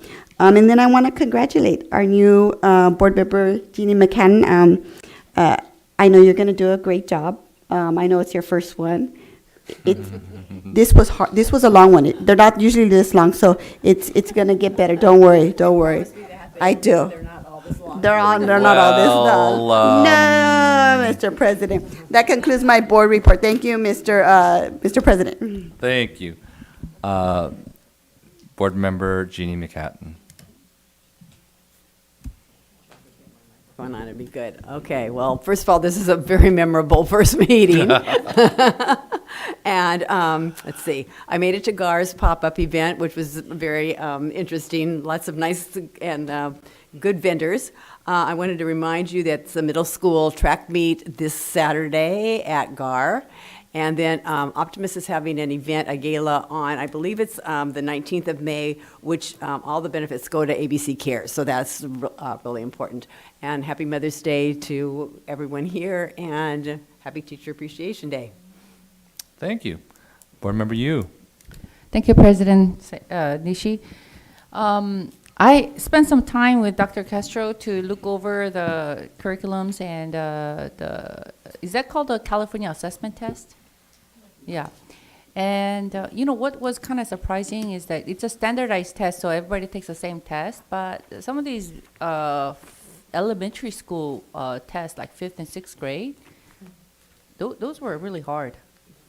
And the thing that really concerned me was, as an English learner myself, some of those word problems for math, even though you could be good in math, but those word problems, starting in that level, the comprehension, it's very difficult, very difficult. I don't know how they would do it, right?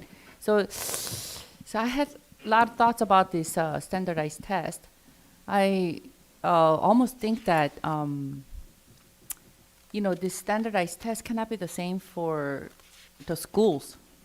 Depending on the student, it's all different. There's different needs, and some of these students, I feel like they can really benefit if the teacher can assess them from point A, if they're at A and bring them to a B, that's a success. Not everyone will progress at the same level. So just that's something to think about, because we do want all of our students to really be successful. You know how I've been emphasizing math, because there's more jobs in math and science, okay?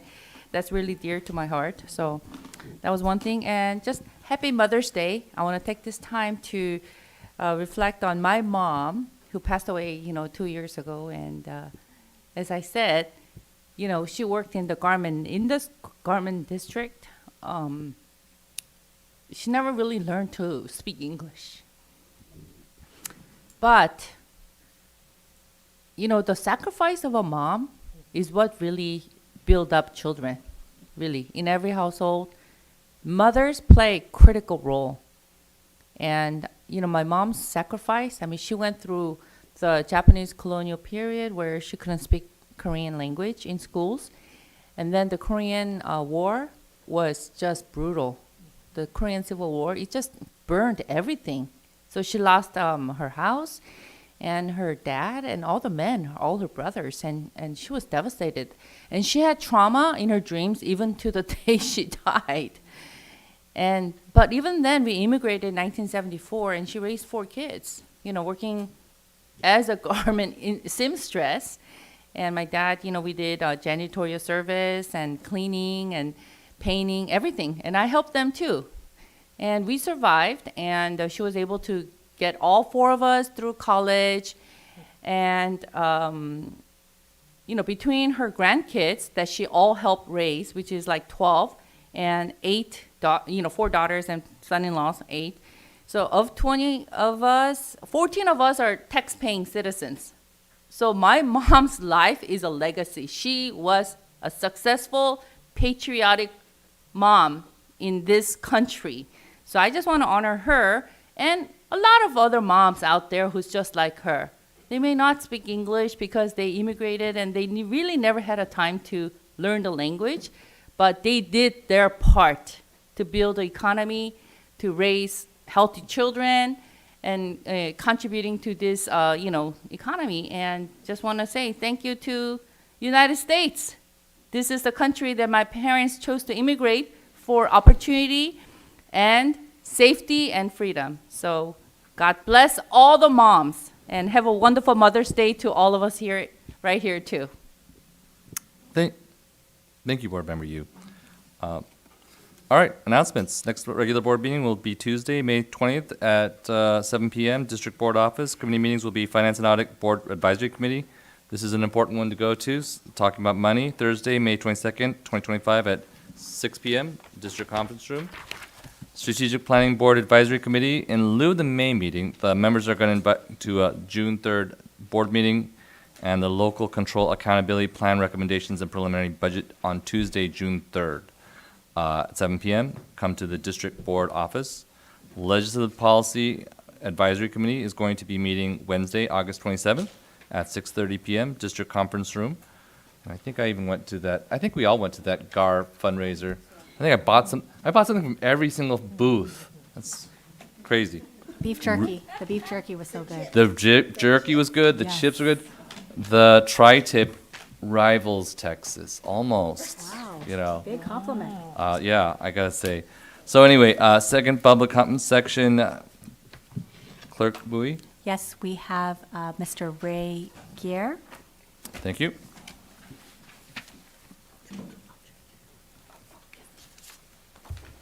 What's another 5 minutes, right? Ray Garrett, President of ABC Federation of Teachers. So thank you, Ms. Yu, for asking the question about, how did we get through 2007 to 2011? We did cuts along the way. Think about it when you go to the gym and you get on the treadmill and I'm gonna walk or run an hour. The first 10 minutes is the easiest. So these proposed cuts, these are the easiest cuts because your staff has done this very strategically so it's not hurting classrooms. And people that are going back to the schools, it's just reallocating the money It's coming out of different pots. So these are, all these positions, they're strategic. Now, do you have to do all 5.9? No, but I would encourage you to do as much as you can so that you can bank that, because what you don't cut is going to be double hard to cut the next time, and they will be more painful the next time. You never want to sweep things under the rug. You always want to make sure that everybody is aware that there is a budget crisis at this particular moment. And that if you make it look like it's not really as deep as it is, and and we have a 3-year budget, we have to be to make sure that we are being fiducious for all 3 years. And so, we need to let the community know, let the employees know that it's real, and they have to see that it's real. People who are surprised, they react very badly. For instance, when we did the consolidation of facilities, it was a surprise. Even though the district did its best to get the message out, it was a surprise. So the community is listening, and we have an opportunity to work with the community along the way.